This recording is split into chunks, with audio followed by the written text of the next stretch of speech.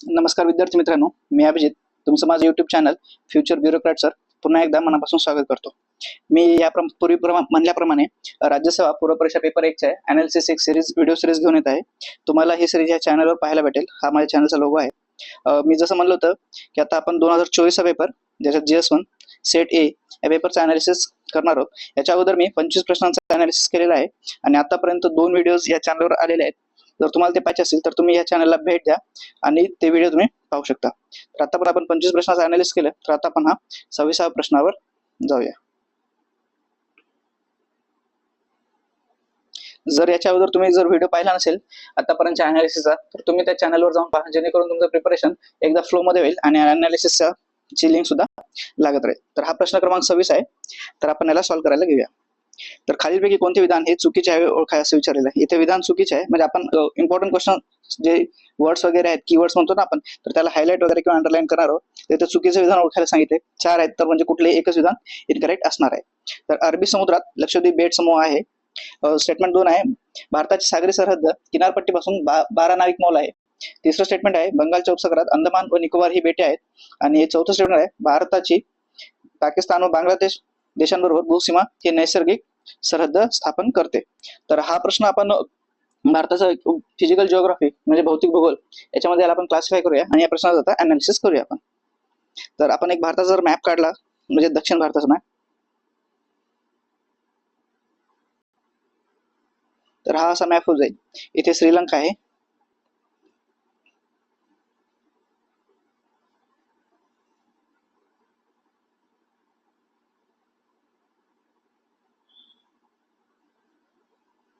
तर हा झाला बघा इंडिया.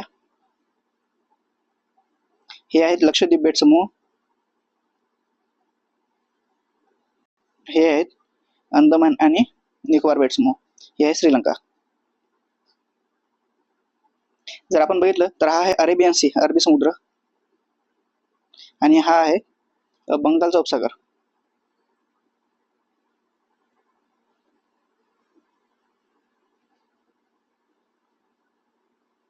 अरबी समुद्र बंगालचा उपसागर.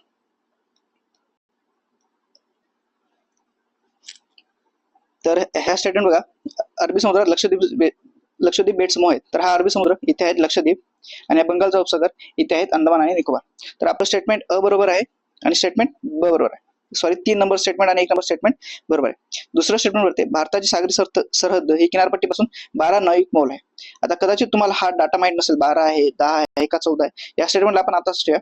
चौथं स्टेटमेंट असा, भारताची पाकिस्तान बरोबर व बांगलादेश बरोबर भूसीमा ही नैसर्गिक सरहद्द आहे. जर आपण याला असंच कंटिन्यू केलं, हा गुजरातचा भाग, एकच मिनिट,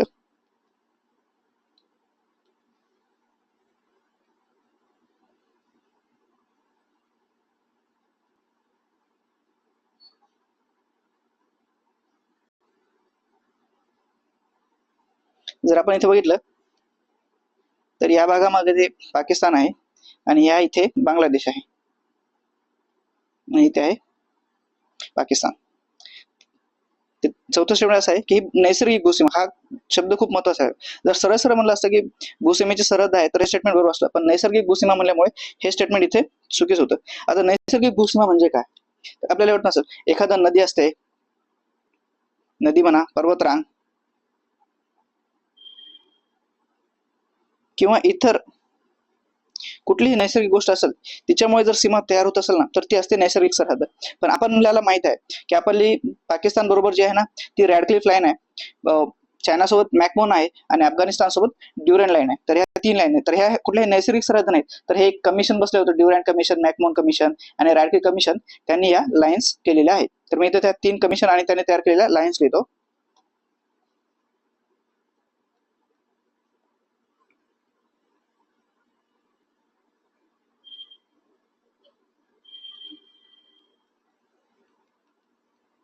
ही आहे पाकिस्तान सोबत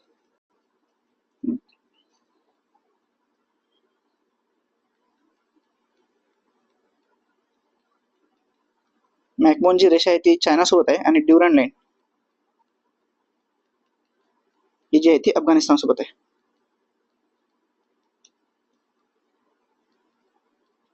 अफगाणिस्तान सोबत आहे. तर आपण बघू शकतो की हे आर्टिफिशियल क्लासिफिकेशन आहे, हे नॅचरल कुठलेही नॅचरल नाही तर हे आर्टिफिशियल क्लासिफिकेशन आहे, त्याच्यामुळे चौथं स्टेटमेंट ट्रू फॉल्स आहे माझं.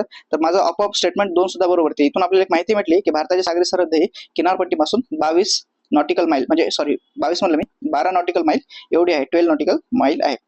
हा झाला भारताचा मार्ग, अरबी समुद्र, लक्षद्वीप बेट, येथे अंदमान निकोबार. आता आपण 2 मिनिटात लक्षद्वीप आणि अंदमान विषयी 1-2 सेकंदात काय माहिती घेऊया. लक्षद्वीप बेट समूह आहेत ना, हे ते पूर्णपणे प्रवाळ खडकापासून बनलेले आहेत. हे प्रवाळ खडक, that is coral reef, coral पासून तयार झालेले आहेत हे. आणि अंदमान निकोबार जे आहेत ना, हे जे अरबी बंगालच्या उपसागरात जे काही अराकान पर्वतरांग होती त्यांची ही आपण म्हणू शकतो ना, हे कळसे आहेत जी समुद्राच्या वर आलेले आहेत आणि त्याचं बेटामध्ये रूपांतर झालेलं आहे. हे होते अरबी समुद्राच्या या प्रश्नाविषयीची माहिती. अरबी समुद्र आणि बंगालचा उपसागर सुद्धा आपण बघितलेला आहे. हा जो आहे तो इंडोनेशियाचा सुमात्रा आयलँड आहे.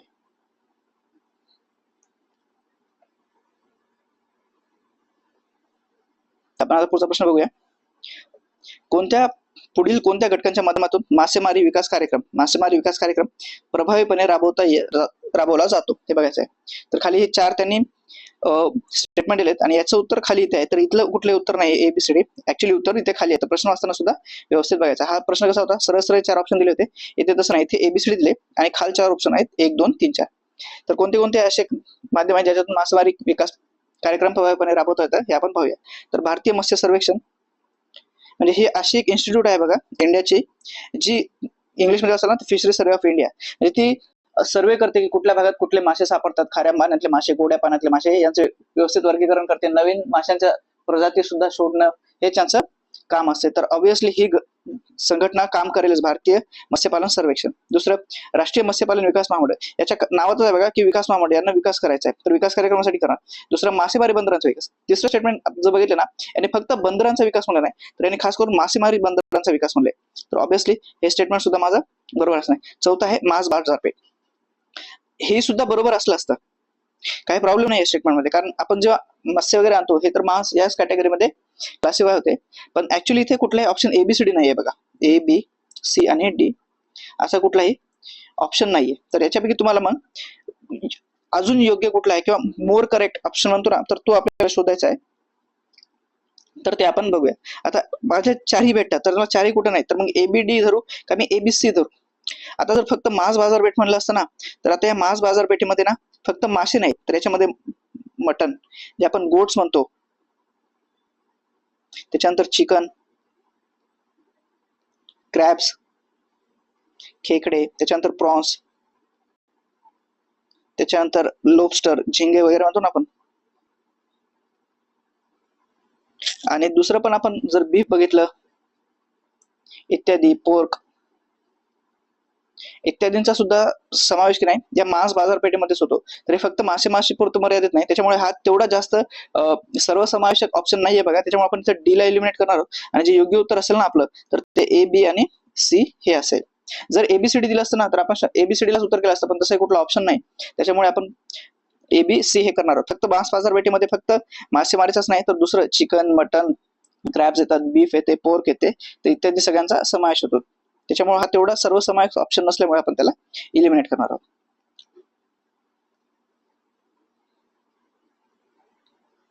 हा पुढचा प्रश्न आहे बघा, खालील दिलेल्या पर्यायातून संयुक्त राष्ट्रातील सर्वात लांब नदी कोणती. आता यांनी सरळ सरळ दिले की संयुक्त राष्ट्रातील, म्हणजे हे 4ही जे नदी आहेत ना, तर ह्या युनायटेड स्टेट मधले असतील, तर त्याच्याविषयी कुठला डाऊट नका ठेवायचा.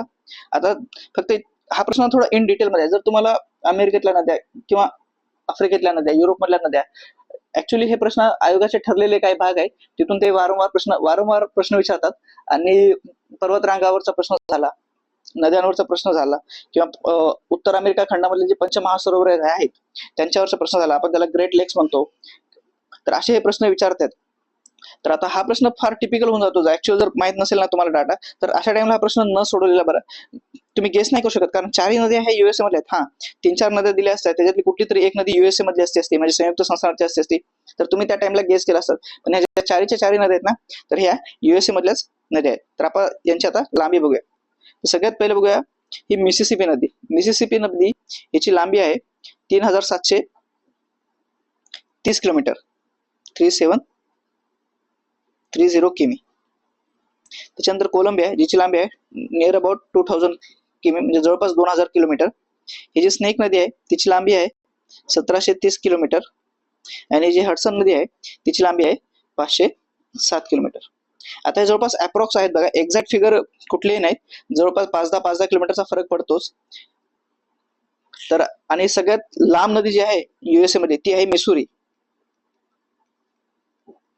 जिची लांबी आहे 3767 किलोमीटर, 3767 किलोमीटर. तर सर्वात लांब नदी ही आहे.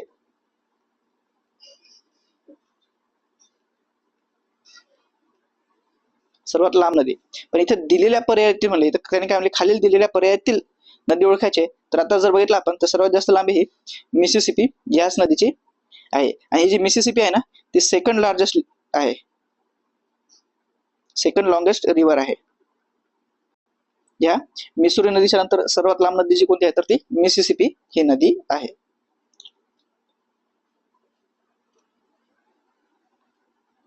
तर अशा प्रश्नासाठी ना तुमचं भौतिक भूगोल आणि मॅपिंग या दोघांचा थोडा चांगला अभ्यास असायला हवा. तर या प्रश्नावर आपल्याला अशी शिक भेटते की इथून पुढे आपण जगातील इतर पर्वतरांगा आणि इतर खंडातल्या लांब नद्या, जे जगात महत्वाच्या नद्या आहेत अशा नद्या, पर्वतरांगा आणि समुद्र किनारे त्यांचे प्रकार वगैरे करून जाणं हे महत्वाचं आहे इथून पुढे येणाऱ्या परीक्षेसाठी. पुढचा प्रश्न आहे, खालीलपैकी कोणती विधाने महाराष्ट्राच्या बाबतीत 2011च्या जनगणनेनुसार बरोबर आहेत. इथे त्यांनी बरोबर स्टेटमेंट विचारलेले आहे. महाराष्ट्राच्या लोकसंख्येचा देशात दुसरा क्रमांक आहे, हे स्टेटमेंट बरोबर आहे. घनता प्रति चौरस किमी हे 365 आहे, हे स्टेटमेंट सुद्धा बरोबर आहे. साक्षरता हे 82.91 आहे, हे सुद्धा बरोबर आहे. लिंग गुणोत्तर आहे ते 925 दिले मित्रांनो, तर हे 925 नसून 929 आहे, 292 आहे. त्याच्यामुळे हे स्टेटमेंट चुकीचं आहे. तर डी झालं, तर डी गेला, इथे डी होता, हा डी गेला.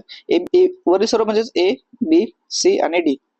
पहिले सांगितलं असं लिहून घ्यायचं, जर कन्फ्युज असेल तर डी असल्यामुळे हे ऑप्शन गेला. तर माझं उत्तर येते 1.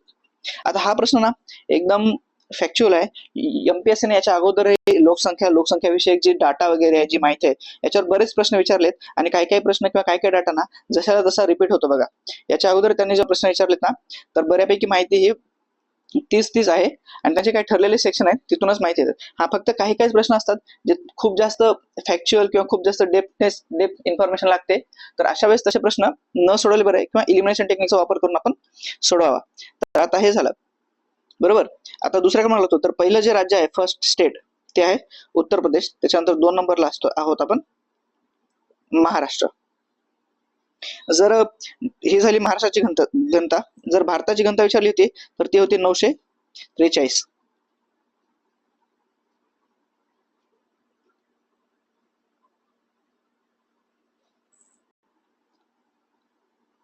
बरोबर आहे मित्रांनो. आणि जो पॉप्युलेशनचा ग्रोथ होतं, पॉप्युलेशन ग्रोथ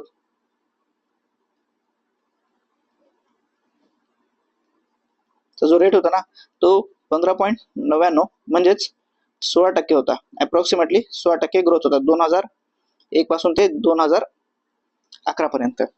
तर ही होती याविषयीची माहिती.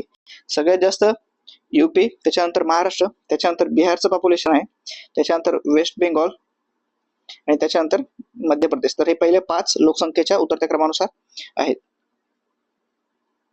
तर हे झालं त्याची माहिती 2011च्या जनगणनेनुसार. बरोबर.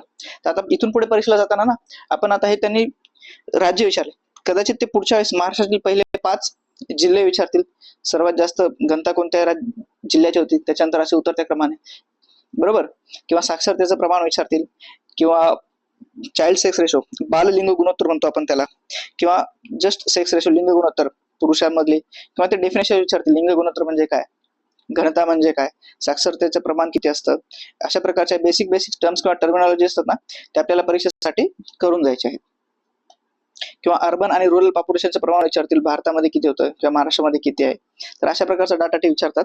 तर आपण तो पॉप्युलेशन हा एकदम टॉपिक डीप मध्ये करून जाणं परीक्षेसाठी खूप महत्त्वाचं आहे, कारण जवळपास याच पेपरमध्ये ना 3 प्रश्न पॉप्युलेशन या टॉपिकवरून आलेले आहेत. पुढचा प्रश्न आहे, चंद्रपूर जिल्ह्यात खालीलपैकी कोणत्या ठिकाणी दगडी कोळसा सापडतो. हा सुद्धा एकदम फॅक्च्युअल प्रश्न आहे मित्रांनो. याच्यासाठी तुम्हाला महाराष्ट्राचा भूगोल आणि त्याच्यामध्ये ना खनिज संसाधने किंवा खनिज संपत्ती हा घटक जो आहे ना एकदम व्यवस्थितरित्या अभ्यास करणं भाग आहे. आता त्याने थोडा डीप मध्ये प्रश्न विचारलाय. इथे 4 जिल्हे दिलेत आणि कुठे सापडते हे विचारले. तर ABCD हा ऑप्शन कुठे नाही, म्हणजे 4 पैकी तर कुठेही सापडत नाही, म्हणजे कुठेतरी 1 नसणार किंवा 2 नसणार किंवा 3 नसणार, कारण ओनली ए म्हणजे फक्त 1 किंवा 3 पर्यंत मॅक्सिमम 3 दिलेत आणि मिनिमम 1 आहे. तर आपल्याला बघायचं म्हणजे चारीपैकी कुठलेही नाही, तर हे तुम्हाला कॉमन सेन्सनेच लक्षात यायला पाहिजे होतं. तर आता कोणता नसेल तो बघूया. तर याचं सरळ उत्तर आहे ABC किंवा अ ब क. बांदर येथे सापडतो, घुग्गुस इथे सापडतो आणि तेलवासा येथे सापडतो, वन्य या ठिकाणी सापडत नाही. आता सोबतच तुम्हाला अशा प्रकारची प्रश्नासाठी तयारी करताना ना इतर कोणते खनिज आहेत त्यांचं पर्सेंट वाईज रँक करणं किंवा त्यांचं वितरण वगैरे हे जे मॅप, असे प्रश्न ना मॅप बेस सॉल्व्ह करणं खूप जास्त बेनिफिट देऊन जातात. आता महाराष्ट्रात इतर दुसऱ्या ठिकाणी कुठे दगडी कोळसा सापडतो, एक तर झालं चंद्रपूर जे प्रश्नात होतं, दुसरा आहे यवतमाळ, इथे तुम्ही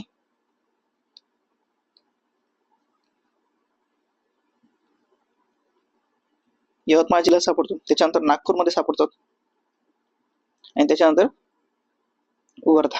या 4 जिल्ह्यामध्ये दगडी कोळसा इतर जिल्ह्यात सापडतो, पण थोडाफार प्रमाणात सापडतो. जे मेन कोळशाच्या खाणी आहेत ना, तर ह्या जिल्ह्यात प्रामुख्याने आहेत. आता कोळसा आहे ना, दगडी कोळशाचे 4 प्रकार पडतात बघा, त्याच्या गुणवत्तेनुसार प्रकार किती पडतात, तर टोटल प्रकार पडतात 4. एक आहे अँथ्रासाइट,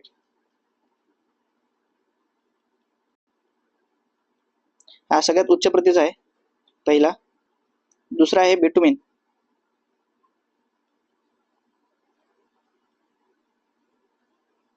तिसरा आहे लिग्नाइट,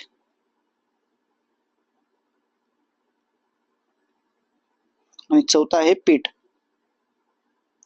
हा हायेस्ट अँथ्रासाइट ची क्वालिटी ही एकदम हाय असते, त्याच्यानंतर बिटुमिन, त्याच्यानंतर लिग्नाइट आणि त्याच्यानंतर पीट. जर आपण बघितलं तर हे अल्फाबेटिकल ऑर्डरनुसार आहेत. अँथ्रासाइट आहे, त्याच्यानंतर बिटुमिनस आहे, त्याच्यानंतर लिग्नाइट आहे आणि त्याच्यानंतर हा पीट आहे, पी. तर एकदम अल्फाबेटिकल ऑर्डरनुसार लागतात. याच ऑर्डरमध्ये तुम्ही लक्षात ठेवू शकता. हा हाय क्वालिटी अँथ्रासाइट, ते पीट हा एकदम लोएस्ट क्वालिटीचा. या प्रकारे तुम्ही हे लक्षात ठेवू शकता. पुढचा प्रश्न आहे, हवामान बदल ही नैसर्गिक आणि सतत प्रक्रिया आहे. या संकल्पनेला कोणता भूवैज्ञानिक पुरावा समर्थन देतो? तर इथे आपण ऑप्शन बघूया. उंचीवरील झाडांमध्ये वलय, हिमनदीची प्रगती व माघार, तिसरा ऑप्शन आहे हिमनदी तलावांमध्ये गाळ साठते आणि चौथा ऑप्शन आहे वरील वेगळे जातं. आता अशा प्रश्नांना सॉल्व्ह करताना ना एकदम मोर इन्क्लुझिव्ह किंवा सर्वसमावेशक ऑप्शन सिलेक्ट करायचं. कसं? Most inclusive.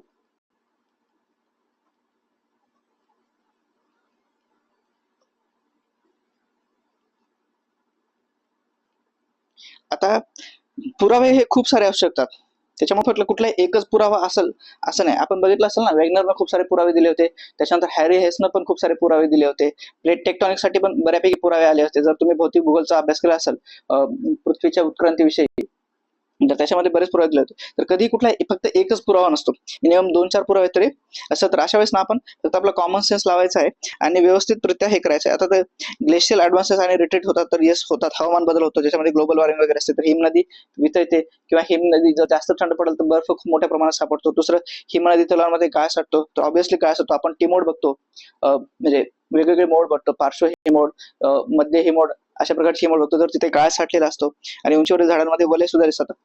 ट्री रिंग्स, जेवढं त्या झाडांचं वय असेल त्याच्यामध्ये त्या ट्री रिंग्स असतात. तर हे नैसर्गिक हवामान जो बदल होतो ना, त्याला ते एका प्रकारे रिॲक्ट करतात आणि तेच ज्या गोष्टी रिॲक्ट करतात ना, त्यालाच आपण पुरावे म्हणून अभ्यासतो. तर याचं उत्तर या ठिकाणी ना वरीलपैकी सर्व आहे. तर अशा प्रश्नासाठी ना मोस्ट इन्क्लुझिव्ह ऑप्शन सिलेक्ट करायचा एक तर, आणि दुसरं कॉमन सेन्स किंवा लॉजिक वगैरे लावायचं. कुठली एक गोष्ट असेल का, इथे 2 मध्ये हिमनदी दिलेला आहे, तर अशा प्रकारे ना थोडंफार कॉमन सेन्स लावून ना आपण आपल्या उत्तरापर्यंत जाऊ शकतो. कारण हे प्रश्न ना आपल्या वाचनामध्ये नसतात. आपण नॉर्मल जे स्टडीज आहेत ना तसा अभ्यास करत असतो. हे कुठेतरी रिसर्च झालेलं असते, कुठेतरी करंट मध्ये आलेलं असतं, तर कुठल्या तरी आर्टिकल मधून अशी इन्फॉर्मेशन घेतलेली असते. तर अशा प्रश्नांना आपण एकदम म्हणजे सामान्य लॉजिक लावून सुद्धा प्रश्न सॉल्व्ह करू शकतो.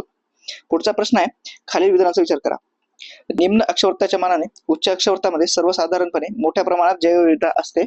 आणि खालचा स्टेटमेंट आहे, पर्वतीय उतारावर उंचीपेक्षा निम्न उंचीवर सर्वसाधारणपणे जैवविविधता मोठ्या प्रमाणात असते. इंग्लिश मध्ये वाचूया. High altitudes generally have greater biodiversity than lower altitudes, आणि biodiversity is generally greater at lower altitude. इथे अल्टिट्यूड म्हणले बघा, आणि इथे म्हणलेलं आहे लॅटिट्यूड. तर कन्फ्युज करू नका याच्यासोबत. Than the higher latitude on mountain slopes.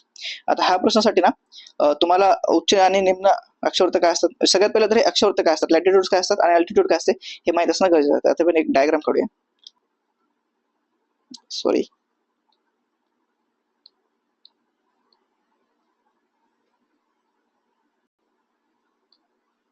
हे झाले अर्थ.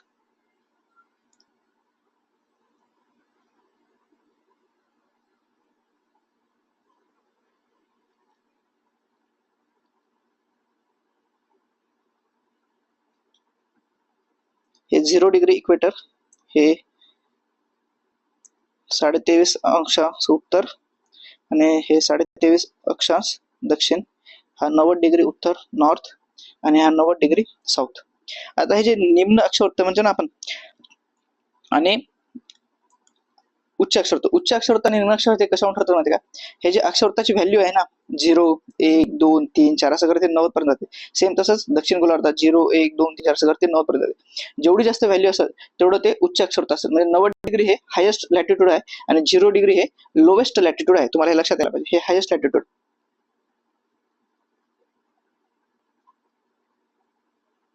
तर तसंच हे 0 डिग्री आहे ना ते लोवेस्ट.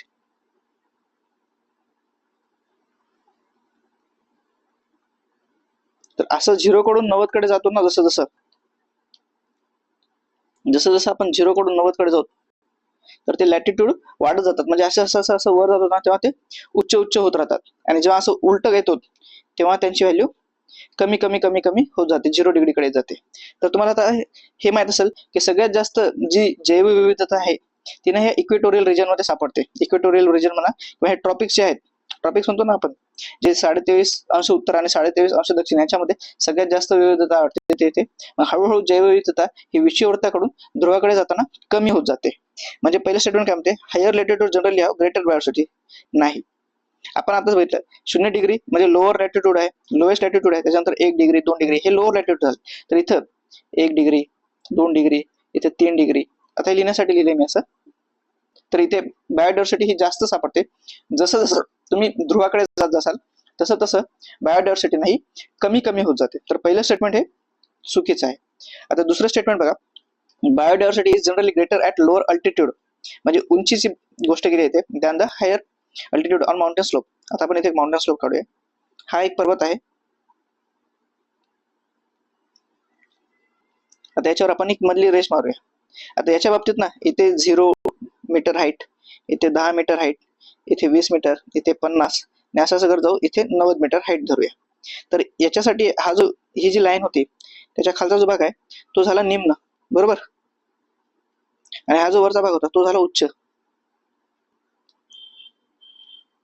आता जे पर्वतरांग वगैरे असते ना त्याच्या उंच भागावर माउंटेन स्लोप्सवर इथे बर्फ साचलेला असतो बघा, इथे बर्फ असतो आणि इथे खाली मोठ्या प्रमाणात तुम्हाला झाड बघायला भेटतील.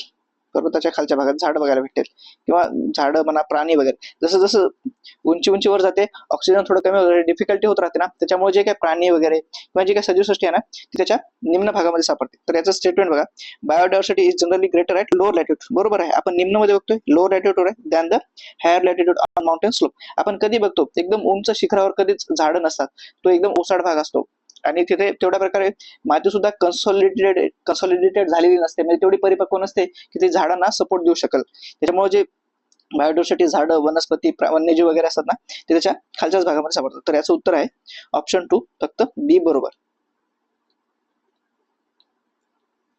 उत्तर आहे याचं ऑप्शन बी बरोबर, ओनली 2. आता हे तुम्हाला कळलं निम्न अक्षवृत्त आणि उच्च अक्षवृत्त काय असतात. जसं जसं निम्न अक्षवृत्ताकडून उच्च अक्षवृत्ताकडे जातो आपण तशी तशी जैवविविधता कमी होते. म्हणजेच इक्वेटर कडून म्हणजे विषुववृत्ताकडून पोलकडे जातो तशी तशी जैवविविधता कमी जाते. तर याचं उलट असंच होईल की पोल म्हणजे ध्रुवाकडून विषुववृत्ताकडे जाता तशी तशी जैवविविधता ही वाढत जाते. सेम याचं उलट आपण करू शकतो, बरोबर. हे दोन वाक्य आपण उलटे सुद्धा करू शकतो. तर म्हणजे जेव्हा परीक्षेत जर पुढे आलं या स्टेटमेंटला फिरवलं की उच्च अक्षवृत्तावर जैवविविधता ही कमी असते आणि निम्न अक्षवृत्तावर जैवविविधता ही जास्त असते म्हणलं तर हे स्टेटमेंट बरोबर आहे. ओके, तर ह्या प्रश्नाचा आपण आता व्यवस्थित अनालिसिस केलं आहे. तर आपण पुढच्या प्रश्नाकडे जाऊया. भारत सरकारने हवेच्या गुणवत्तेचे मूल्यांकन व हवेचा अंदाज यावरील संशोधनासाठी system for air quality weather forecasting and research SAFAR ची स्थापना खालीलपैकी कोणत्या 4 शहरांमध्ये केलेली आहे. एकूण 4 शहर आहेत मित्रांनो. आता ते शहर माहित पाहिजेत, म्हणजे हा एकदम फॅक्ट वाला क्वेश्चन आहे, करंट मध्ये असेल कदाचित असेल आणि त्यांनी ह्या विचारून टाकले. याच्या अगोदर ना त्यांनी गोल्डन क्वाड्रिलॅटरल आपण म्हणतो ना त्याला सुवर्ण चतुष्कोन,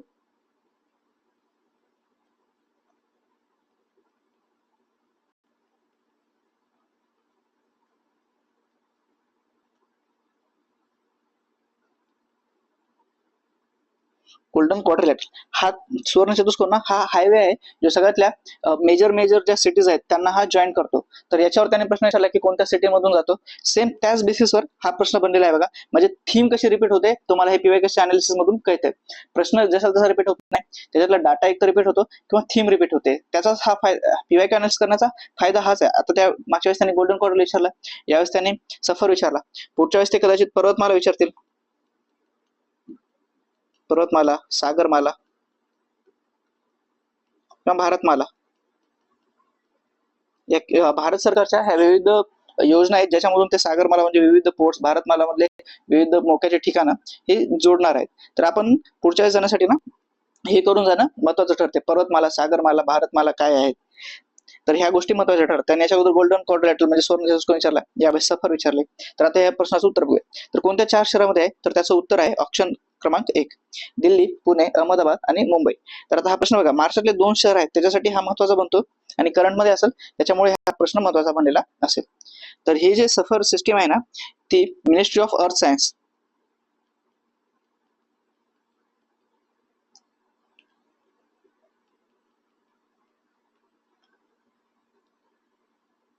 च्या अंतर्गत काम करते व याची जी नोडल बॉडी आहे जी कोण करते सफरला मॉनिटर तर ती आहे IITM पुणे म्हणजे Indian Institute of Tropical Meteorology. तर ती ही संस्था आहे Indian Institute of Tropical Meteorology जिचं हेडक्वार्टर पुण्यामध्ये आहे. तिथून या संस्थेचं आपण काय म्हणू शकतो की तिथे या संस्थेच्या हेडक्वार्टर आहे या सफरचं, बरोबर. आणि हे कोणत्या मिनिस्ट्रीच्या अंतर्गत काम करत येतं, मिनिस्ट्री ऑफ अर्थ सायन्स. तर याच्यात ह्या 4 सिटी आहेत बघा, दिल्ली, पुणे, अहमदाबाद आणि मुंबई. याच्या अगोदर त्यांनी गोल्डन क्वाड्रिलॅटरल. आता हे जे आहेत ना तर हे जे सफर आहे ती एअर क्वालिटी मोजते. तर कोणते कोणते घटक आहेत ज्याच्यामध्ये म्हणजे जे या सफरचा जो एअर क्वालिटी इंडेक्स आहे त्याच्यामध्ये आहे तर एकूण 8 पोल्युटंट आहेत. 8 पोल्युटंट. आता हे 8 पोल्युटंट कोणते कोणते आहेत मी इथे लिहितो बघा. एक आहे PM 2.5, दुसरा आहे PM 10, त्याच्यानंतर आहे sulphur dioxide, nitrogen dioxide, ground level ozone,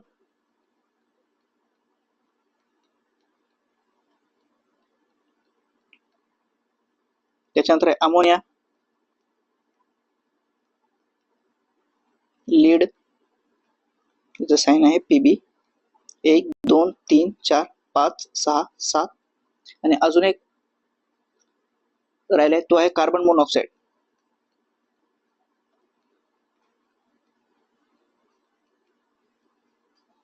carbon monoxide हे बघा, हा PM1 PM10 हा पर्टिक्युलर मॅटर, हा sulphur dioxide, nitrogen dioxide, ground layer ozone, ammonia, lead आणि कार्बन मोनॉक्साईड.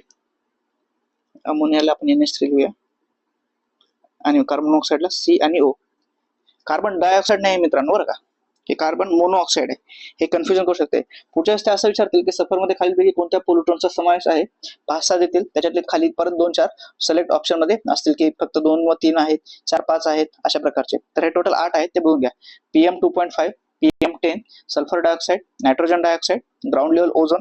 अप्पर ओझोन नाही बघा, अप्पर ओझोन हा चांगला असतो जो येणारे जे अल्ट्राव्हायोलेट रेट असतात सूर्याकडून त्यांना रिफ्लेक्ट करतो व पृथ्वीवरच्या जे जीवावर नाही त्याच्यामध्ये जे जीव आहेत त्यांचं संरक्षण करतो, त्यांच्या स्किन्सचं, त्यांच्या आईसचं वगैरे संरक्षण करतो. तो अप्पर ओझोन, अप्पर लेवल मध्ये जो ओझोन आहे ना चांगला आहे. जो ग्राउंड लेवल ओझोन म्हणजे खालच्या थरातला जो ओझोन आहे तो घातक आहे बघा. त्याच्यानंतर अमोनिया आहे, लीड आहे आणि कार्बन डायऑक्साईड. तर असे हे 8 घटक आहेत. तर या 8 पैकी ना हा जर सफरचा इंडेक्स काढायचा असेल ना तर मिनिमम 3 प्रेझेंट पाहिजेत. आता ते 3 कोणते असतील हे माहित नाही, पण त्या 3 मध्ये एक PM 2.5 किंवा PM 10 असणं कंपल्सरी आहे. म्हणजे 3 पाहिजेत. 3 पैकी एक ह्या 2 पैकी कोणताही असेल, दुसरा कोणताही असू शकतो आणि तिसरा कोणताही असू शकतो. मिनिमम 3 प्रेझेंट असेल तेव्हाच हा एअर क्वालिटी इंडेक्स निघतो आणि त्या 3 पैकी मिनिमम एक तुम्हाला PM 2.5 किंवा PM 10 असणं कंपल्सरी आहे, बरोबर. तर हे झालं सफरचं. ही 8 कोणती कोणती आहेत ना ती मात्र लक्षात ठेवा. याची मिनिस्ट्री कोणती आहे आणि कुठे इन्स्टिट्यूट आहे तर Indian Institute of Tropical metrology, ज्याचं हेडक्वार्टर आहे पुण्याला, तिथून हे काम करते. ही 8 पोल्युटंट्स मात्र लक्षात ठेवा, पुढच्या क्वेश्चनसाठी महत्त्वाची ठरतात. जागतिक तापमान वाढीच्या संदर्भात खालील विधानांचा विचार करा. हा प्रश्न बघा, मी माझं जे डेमो लेक्चर घेतलं होतं ना त्याच्यामध्ये हा प्रश्न एकदम व्यवस्थितरित्या एक्सप्लेन केलेला आहे. तर ह्याला मी कसं 2023 मध्ये आलेला प्रश्न कसं हा प्रश्न सॉल्व्ह करायला मदत करतो ते मी सांगितलं होतं. तांदळाच्या लागवडीबरोबर अवायुजीवी म्हणजे जे ऑक्सिजनच्या अब्सेन्स मध्ये सुद्धा काम करतात, ज्याला म्हणतो आपण अनएनारोबिक मध्ये मिथेनचे उत्सर्जन करतात. आपण हे बघितलंय बघा, भात शेतीतून किंवा आपण जे अॅनिमल हसबंडरी म्हणतो ना, पशुपालनातून, तिथून मिथेनचं उत्सर्जन हे मोठ्या प्रमाणात होते. तर हे स्टेटमेंट बरोबर आहे. त्याच्या खालचं स्टेटमेंट आहे, जेव्हा नायट्रोजन आधारित खतांचा वापर केला जातो तेव्हा मृदेत नायट्रस ऑक्साईडचे उत्सर्जन होते. तर हे उदाहरण मित्रांनो चुकीचं आहे. नायट्रस ऑक्साईड नाही, तिथे नायट्रस ट्रायऑक्साईड आहे. 2 मिनिटं जर ती स्क्रीनशॉट अवेलेबल असेल ना तर ती लगेच मी तुम्हाला इथे दाखवून देईल.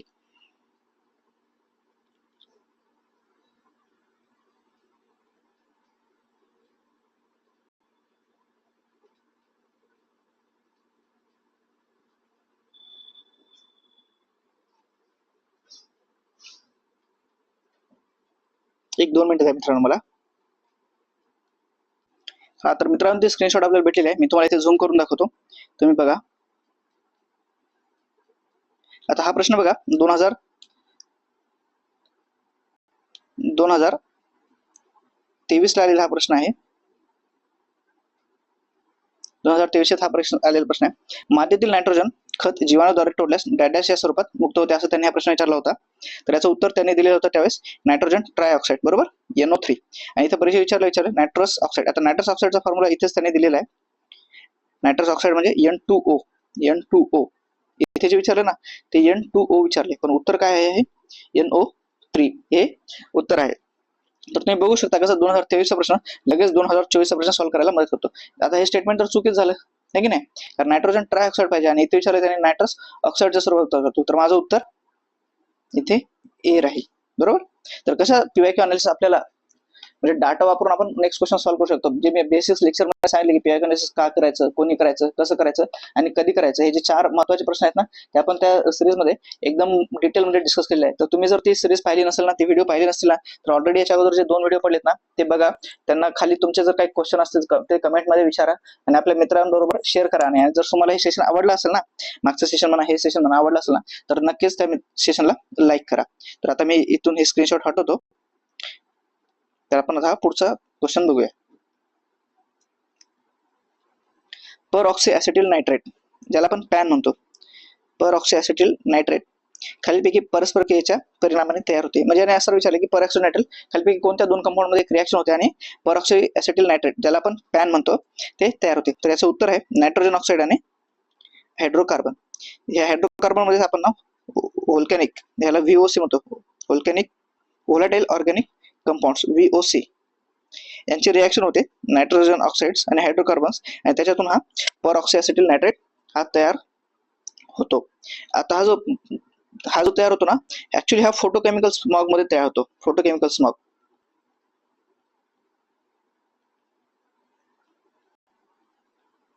म्हणजे हा सनलाईटच्या प्रेझेन्स मध्ये जेव्हा नायट्रोजन ऑक्साईड हायड्रोकार्बनच्या संपर्कात येतात सनलाईट मध्ये, त्यावेळेस हा तयार होणारा कंपाऊंड आहे. हा जो आहे ना हा सेकंडरी पोल्युटंट आहे.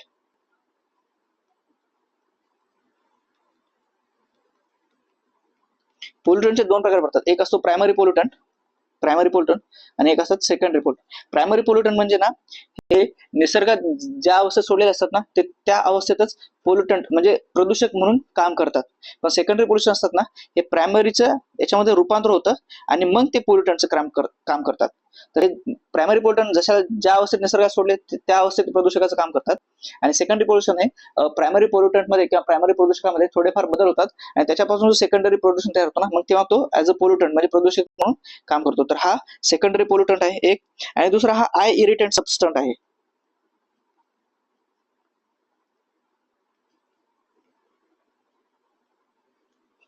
सबस्टंट आहे आय इरिटंट म्हणजे डोळ्यांना हा त्रास देणार आहे, आणि सोबतच हा ग्रीन हाऊस गॅस सुद्धा आहे. ग्रीन हाऊस गॅस म्हणजे हरितगृह वायू, हा हरित वायू आहे. म्हणजे हा ग्लोबल वॉर्मिंग सुद्धा कारणीभूत आहे. डोळ्यांसाठी सुद्धा हा हानिकारक आहे. हा सेकंडरी पोल्युटंट आहे आणि हा फोटोकेमिकल स्मॉग मध्ये तयार होतो. तर आता हा प्रश्न झाला. तर या बेसिसवर आपण दुसरा कसा प्रश्न बघू शकतो की जे आर्टिफिशियल रेनफॉल आहे ना, आपण म्हणतो बघा कृत्रिम पाऊस,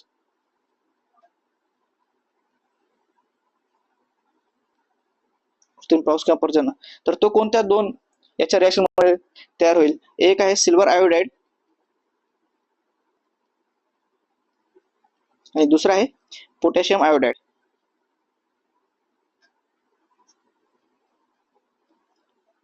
आणि गमत म्हणजे काय माहिती आहे का, हाच प्रश्न आर्टिफिशियल रेनफॉल कोणत्या दोन घटकांच्या रिएक्शन मध्ये विचारतो. हा 2025 ची UPSC ची जी एक्झाम झाली त्याच्यामध्ये विचारलेला प्रश्न आहे बघा. हा यावर्षीचा लेटेस्टचा प्रश्न आहे UPSC ने विचारलेला, की कृत्रिम पाऊस ज्याला म्हणतो ना आपण आर्टिफिशियल रेनफॉल कोणत्या दोन घटकांच्या केमिकल रिएक्शन मध्ये पडते, तर ते हे दोन घटक आहेत.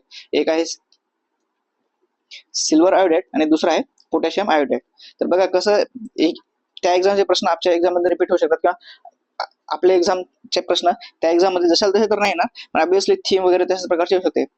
तर आता या वर्षीपासून आपली मेन्स रिटर्न होणार आहे, UPSC बेसिसवर होणार आहे. तर आपण UPSCच्या PYQचे पेपर सुद्धा पहा ना, तेवढंच गरजेचं पडते. कारण कदाचित प्रश्न रिपीट झाले, थीम रिपीट झाली तर आपल्याला बेनिफिटच होणार आहे ना, कारण एक एक मार्क आपल्यासाठी एक्झाम मध्ये खूप महत्वाचा ठरणार आहे. तर अशा प्रकारे दुसऱ्या एक्झामचा सुद्धा आपण अभ्यास करायला हवा. तर मी हळूहळू या चॅनलवर ना UPSCचे जे PYQs आहेत ना त्यांना सुद्धा घेऊन येणार आहे. पूर्व परीक्षेचे हे जी सिरीज संपली ना, तर मग आपण UPSCचे PYQs या सिरीज मध्ये डिस्कस करणार आहोत. पुढचा प्रश्न आहे बघा, ऊर्जेच्या निर्मितीमध्ये पर्यावरणाचा ऱ्हासापेक्षा डॅडॅश या विकासाला जास्त प्राधान्य दिले जाते. खाली इंग्लिश मध्ये वाचू, डॅडॅश development is prioritized over environment degradation in energy generation. म्हणजे ऊर्जा निर्मिती करताना पर्यावरणाच्या ऱ्हासापेक्षा डॅडॅशला विकास केला. म्हणजे पर्यावरणाचा ऱ्हास होतोय, पण आपण कशासाठी ऊर्जा निर्माण करतो? सांस्कृतिकसाठी, राजकीयसाठी, सामाजिकसाठी? ऑब्विसली ह्युमन्स नीड, मानवी गरजा. मानवी ज्या गरजा आहेत ना त्यांच्यासाठी जेवढं काय पर्यावरणाचा ऱ्हास चालू आहे ना तो चालू आहे. तर त्याच्यामुळे या तिघीपैकी कुठले उत्तर नाही, तर उत्तर आहे माझं मानवी या विकासाला प्राधान्य जास्त देण्यासाठी आपण पर्यावरणाचा ऱ्हास करत चालू आहे. तर गांधीजींचं एक स्टेटमेंट आहे बघा, की पृथ्वीकडे एवढी संसाधन आहेत जी मनुष्याची भूक मिटू शकते, पण त्याची लालची प्रवृत्तीला ती कधीच पुरणार नाही. म्हणजे एवढे रिसोर्सेस नाही तिच्याकडे की ती मनुष्याची लालची प्रवृत्ती पुरेल. हा, पण तिच्याकडे एवढे रिसोर्सेस नक्कीच आहेत की ती मनुष्याची भूक नक्कीच, म्हणजे मनुष्याची जी भूक आहे ती मिटू शकते. म्हणजे प्रत्येकाचा पालन पोषण करेल एवढं तिच्याकडे आहे. पण जी ग्रीड आहे ना मनुष्याची ती भरेल किंवा तिला पूर्ण करणं एवढे अर्थकडे रिसोर्सेस नाही आहेत. बरोबर. तर हा सिंपल एकदम लॉजिक ब्रेक वाला स्टेटमेंट होता. ऑप्शन अशा प्रश्नासाठी ना सिंपल हे ऑप्शन आहेत ना, जे एक एक ऑप्शन आहे तो याच्या रिकाम्या जागी पुट करायचा आणि ते स्टेटमेंट वाचत राहायचं. हा ऑप्शन इथे ठेवा मग वाचा, हा ऑप्शन इथे ठेवा वाचा. जास्त संयुक्तिक जे असते ना तेच उत्तर असते. सेम अशाच प्रकारचा प्रश्न एक पुढे आलेला आहे, तो मी तुम्हाला दाखवतो. प्रश्न क्रमांक 37 वर आलेलो आहोत मित्रांनो आतापर्यंत आपण. तर प्रश्न क्रमांक 37 आहे, 12व्या पंचवार्षिक योजनेच्या उद्दिष्टांमध्ये किंमत वाढीचा दर किती टक्के स्थिर ठेवण्यात आला? एकदम फॅक्च्युअल स्टेटमेंट आहे बघा, म्हणजे एकदम फॅक्ट्स विचारलेत त्याने. असे स्टेटमेंट सगळ्यात घातक असतात मित्रांनो, कारण जर तुम्हाला माहित नसेल ना तुम्ही तर कुठल्याही प्रकारची गोळी वगैरे काहीच मारू शकत नाही. सरळ सरळ तुम्हाला निगेटिव्ह पेनल्टी बसणार आहे. बरोबर. तर मग अशा स्टेटमेंटसाठी आपण करायचं काय? तर अशा स्टेटमेंट आपण थोडाफार गेस करू शकतो. याच्या अगोदर जर आपण अर्थशास्त्राचे प्रश्न बघितले तेही नियोजन या घटकावरचे ना, तर याच्यामध्ये थोडी रिपीट आहे आणि खास करून काही ठरलेल्या योजना आहेत ते त्याच विचारतात. जसे की पहिल्या 3 योजना, पहिली योजना, दुसरी योजना, तिसरी योजना, सोबतच 8वी, 9वी, 10वी, 11वी आणि 12वी. आतापर्यंत टोटल 12 झाल्यात. त्या 12 पैकी ना मोजक्याच 5 ते 6 योजना आहेत ज्या महत्वाच्या आहेत, ज्यांची ते उद्दिष्ट वर्ष विचारतात किंवा उद्दिष्ट काय होते विचारतात, त्यांची थीम किंवा टॅगलाईन काय होती विचारतात आणि सोबतच त्यांचा वृद्धी दर काय होता किंवा टार्गेट काय किती टक्के होतं काय होतं ते विचारतात. बरोबर. तर यावेळेस त्याने 12वी पंचवार्षिक योजना हा विचारले. तर आपण 12वी पंचवार्षिक योजना थोडंसं माहिती करू. तर याचा टाइम होता 2012 ते 2017. बरोबर. आणि शेवटची योजना होती बघा, शेवटची योजना होती कारण 2015 मध्ये मोदी सरकार जेव्हा आलं होतं 2014 सत्तेत, तेव्हा त्यांनी नियोजन आयोग बरखास्त केला आणि त्याच्या जागी नीती आयोगाची स्थापना केली. आणि जसं नीती आयोग आला तेव्हापासून नियोजन होणं बंद होत गेलं. त्याच्यामुळे ही 12वी पंचवार्षिक योजना आहे ना, ही शेवटची पंचवार्षिक योजना आहे, त्याच्यामुळे ही महत्वाची ठरते. आता याचं लक्ष काय होतं माहिती आहे का? 12वी पंचवार्षिक योजनेचं लक्ष सांगितलं की तुम्ही, लक्ष होतं वेगवान, अधिक समावेशक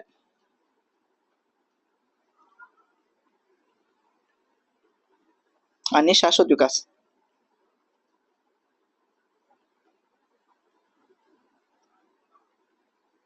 शाश्वत विकास हे या 12व्या पंचवार्षिक योजनेचं लक्ष होतं. तर सोबतच तुम्हाला आता 11वी पंचवार्षिक योजना, पहिली, दुसरी, तिसरी पंचवार्षिक योजना आणि मधल्या काळात ना योजनांना काही वेळेस सुट्टी भेटली होती. तर त्याच्यामध्ये दोन वेळेस सुट्टी भेटली होती योजनांना आतापर्यंत. तर ती कुठे कुठे होती ते सुद्धा पाहणं गरजेचं आहे. आणि या प्रश्नाचं उत्तर आहे बघा, तर मी तर येतो ऑप्शन क्रमांक 1, 4.5% ते 5% एवढा किंमत वाढीचा दर ठेवणं हे आवश्यक होतं, म्हणजे तिचं टार्गेट होतं. बरोबर. ही शेवटची योजना होती. टाइम बघितला आपण 2012 ते 2017. लक्ष होतं वेगवान, अधिक समावेशक आणि शाश्वत विकास ही तिची टॅगलाईन होती. तर अशा प्रकारचे प्रश्न ना त्याने 1-2 वेळेस विचारलेले आहेत. तर मी तुम्हाला स्क्रीनशॉटच्या माध्यमातून दाखवू शकतो, म्हणजे जर इमेज माझ्याकडे अवेलेबल असतील तर.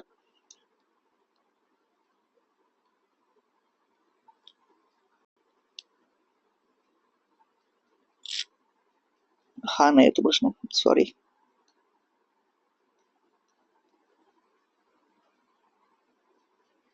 हा प्रश्न आहे बघा. सेम सिंपल त्याने असाच ऑनलाईन प्रश्न विचारला. इझी एकदम फॅक्ट्स वाला प्रश्न होता आणि हा बहुतेक 2022 चा प्रश्न आहे. 2024 ला त्याने 12 याच्यावर विचारला. हा जो मी ते खाली हायलाइट करतो तो प्रश्न आहे मित्रांनो. हा वाला प्रश्न आहे, म्हणजे पीवायक्यूज आहे हा विचारलेला, 2022 मध्ये विचारला होता. तर याचा प्रश्न असा होता की 11व्या पंचवार्षिक योजनेअंतर्गत देखरेख मोजमाप करताना येण्याजोग्या 27 लक्षांचे उद्दिष्ट किती प्रमुख गटात विभागले होते? याचं उत्तर आहे 6 गटामध्ये विभागले गेले होतं. तर अशाच प्रकारचे प्रश्न एकदम रिपीट होतात बघा. हेच तर बेनिफिट आहे पीवायक्यूचा अनालिसिस करण्याचा. आता हा दुसरा प्रश्न आहे जो पीवायक्यूच्या थीम लाईनवर रिपीट झालेला आहे. तर आपण आता याला रिमूव्ह करूया इथून.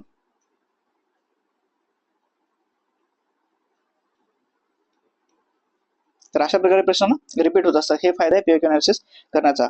पुढचा प्रश्न आहे, भारतीय समस्यांचा अभ्यास करण्यासाठी सन 1995 मध्ये डॉक्टर अबिद हुसेन यांच्या अध्यक्षतेखाली डॅश डॅश ही समिती स्थापन करण्यात आलेली होती. आता हे जे खालची दिलेले ऑप्शन जे आहेत ना, शिक्षण आयोग, कृषी, मोठे उद्योग, लघु उद्योग, यांच्यावर ना बऱ्याच समित्या स्थापन झालेल्या आहेत. तर ज्या महत्वाच्या समित्या असतात ना, जेव्हा आपण अर्थशास्त्राचा अभ्यास करतो त्यावेळेस त्या म्हणजे आपल्याला अभ्यास करणं किंवा त्यांच्यावर थोडंफार माहिती असणं हे आपल्यासाठी फार महत्वाचं आहे. कारण हे जोड्या लावासाठी येऊ शकतात. इथे तर सिंगल लाईनर प्रश्न विचारलेला आहे किंवा मल्टी स्टेटमेंट मध्ये ते इन्फॉर्मेशन देऊन सुद्धा विचारू शकतात. तर अशा वेळेस आपल्याकडे त्या समित्या आणि कोण त्या समितीचा अध्यक्ष होता किंवा त्या समितीनं मेन रेकमेंडेशन काय केलेलं होतं किंवा त्या समितीचा मुख्य उद्देश काय होता, म्हणजे तिच्या स्थापनेमागचा मुख्य उद्देश काय होता हे सुद्धा आपल्याला माहित असणं गरजेचं आहे. तर इथे या प्रश्नाचं उत्तर आहे लघु उद्योग, स्मॉल इंडस्ट्रीज साठी केलेलं होतं. अबिद हुसेन ही फार महत्वाची व्यक्ती आहे बघा भारतीय अर्थशास्त्रात. त्यांना 1988 साली ना पद्मभूषण हा पुरस्कार भेटलेला आहे. 1988 साली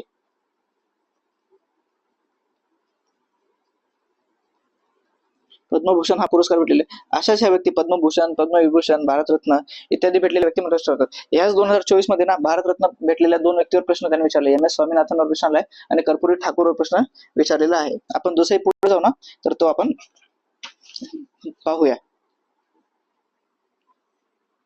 सोबतच यांनी ट्रेड पॉलिसी रिफॉर्म्सवर सुद्धा एक कमिटी आली होती, तिच्यावर केलेला आहे. Development of capital market. तर अशा एकूण 6 समित्या होत्या. तर या 6 समित्यांचं यांनी अध्यक्षपद भूषवलेलं आहे. तर आता या 6 समित्या कोणत्या हे तुमचं हे होमवर्क असेल, ते तुम्हाला शोधायचे. इतर 5 समित्या कोणत्या, बरोबर. तर त्यांना 1988 साली पद्मभूषण भेटला होता, एवढं लक्षात ठेवा. आणि जेव्हा तुम्ही अर्थशास्त्राचा अभ्यास करताना तर दुसऱ्या काही समित्या आहेत, जसं की रंगराज्य समिती आहे, तेंडुलकर समिती आहे, लकडावाला समिती आहे, त्याच्यानंतर माउंटेन सिंग अहलुवालिया यांची समिती आहे. तर वेगवेगळ्या समित्या काय होत्या आणि त्यांची रिकमेंडेशन काय होती हे करून ठेवणं महत्वाचं आहे. पुढचा प्रश्न आहे, कर्मचारी भविष्य निर्वाह निधी कायदा 1900 मध्ये डॅश मध्ये पास करण्यात आला होता. Employee provident fund act was made in which year? त्याचं उत्तर आहे 1952. हा प्रश्न ना एकदम रट्टामार टाईप प्रश्न आहे बघा. अशा प्रश्नासाठी काय करायचं माहिती का, जे काही महत्वाचे कायदे आहेत आणि जे काही बार बार रिपीट होतात किंवा जे काही बार बार न्यूज मध्ये असतात ना, ते कायद्यांची एक लिस्ट करायची आणि त्याच्यापुढे त्यांचं इयर लिहूनच ठेवायचं, जेणेकरून ना मॅच द पेअरला जरी प्रश्न आला, सेम वरचा प्रश्न बघा सिंगल लाईन पण फॅक्च्युअल प्रश्न होता, खालचा प्रश्न पण सिंगल लाईन पण एकदम फॅक्च्युअल प्रश्न आहे. तर याच्यासाठी काय करायचं, तर जे काही महत्वाचे कायदे असतात करंट अफेअर्स मध्ये बार बार रिपीट होतात ना, त्यांची एक लिस्ट बनवायची, त्यांचं इयर पुढे लिहून. आता मी तर काही 2-4 महत्वाचे कायदे डिस्कस करतो, ते तुम्ही लिहून घ्या. आता मी तर लिहितो वाईल्ड लाईफ प्रोटेक्शन ऍक्ट 1972चा आहे, वन्यजीव संरक्षण अधिनियम म्हणतो आपण त्याला मराठीमध्ये. त्याच्यानंतर prevention of money laundering act, काळा पैसा प्रतिबंध अधिनियम, तो आहे 2002चा, मराठी ट्रान्सलेट होणार आहे. त्याच्यानंतर इन्व्हायरमेंट प्रोटेक्शन ऍक्ट, तो आहे 1986चा, पर्यावरण संरक्षण अधिनियम 1986चा. त्याच्यानंतर आपल्याला RTI तर माहितच आहे, राईट टू इन्फॉर्मेशन ऍक्ट, बरोबर, 2005चा आहे. त्याच्यानंतर डिझास्टर मॅनेजमेंट ऍक्ट, हा सुद्धा 2005चा आहे. आपत्ती व्यवस्थापन कायदा 2005चा आहे. त्याच्यानंतर मनरेगा, आपण म्हणतो ना मनरेगा, हे सुद्धा 2005चेच आहे. त्याच्यानंतर NIA नॅशनल इन्व्हेस्टिगेशन ऍक्ट 2008चा आहे. तर आता तुम्हाला करंट मध्ये काय करून जायचं मित्रांनो माहिती आहे का, जे नवीन कायदे आले 3, भारतीय न्याय संहिता, भारतीय नागरी सुरक्षा संहिता आणि भारतीय साक्ष अधिनियम, हे दोन्ही कायदे ना भारत सरकारने 2023 मध्ये तयार केले आहेत बघा. आणि ह्या 3 कायद्याने कोणत्या कायद्यांना रिप्लेस केले किंवा बाजूला करून हे 3 कायदे लागू केलेत, हे तुम्हाला इन डिटेल अभ्यास करून जाणं फार महत्वाचं आहे येणाऱ्या पुढच्या परीक्षेसाठी. तर हे 3 कायदे आणि कोणते कोणते करायला केले हे सुद्धा तुमचं होमवर्क असेल का मीच सांगू इथे, तर मी सांगून देतो तुम्हाला हे 3 कायदे कोणते कोणते आहेत ते. आता मी इथे लिहितो आणि नंतर मिटून टाकी मी. भारतीय न्याय संहिता, ज्याच्यामध्ये न्याय आहे, तिने इंडियन पिनल कोड IPC 1860 या कायद्याला रिप्लेस केलेला आहे. त्याच्यानंतर भारतीय नागरी सुरक्षा संहिता BNSS, भारतीय नागरी सुरक्षा संहिता आहे ना CRPC 1973 मध्ये आलता, त्या कायद्याला रिप्लेस केले. आणि भारतीय साक्ष अधिनियम तिने इंडिया एव्हिडन्स ऍक्ट किंवा इंडियन एव्हिडन्स ऍक्ट जो 1872 मध्ये आला होता त्याला रिप्लेस केलेला आहे. तर आपण बघू शकता हे जोड्या लावायला प्रश्न जर आला इकडे की ह्या कायद्याने ह्या कायद्याला रिप्लेस केलं, या कायद्याने ह्या कायद्याला, तर अशा प्रकारचे हे 3 कायदे माहित आहेत. हे कधी आले? 2023 मध्ये आले.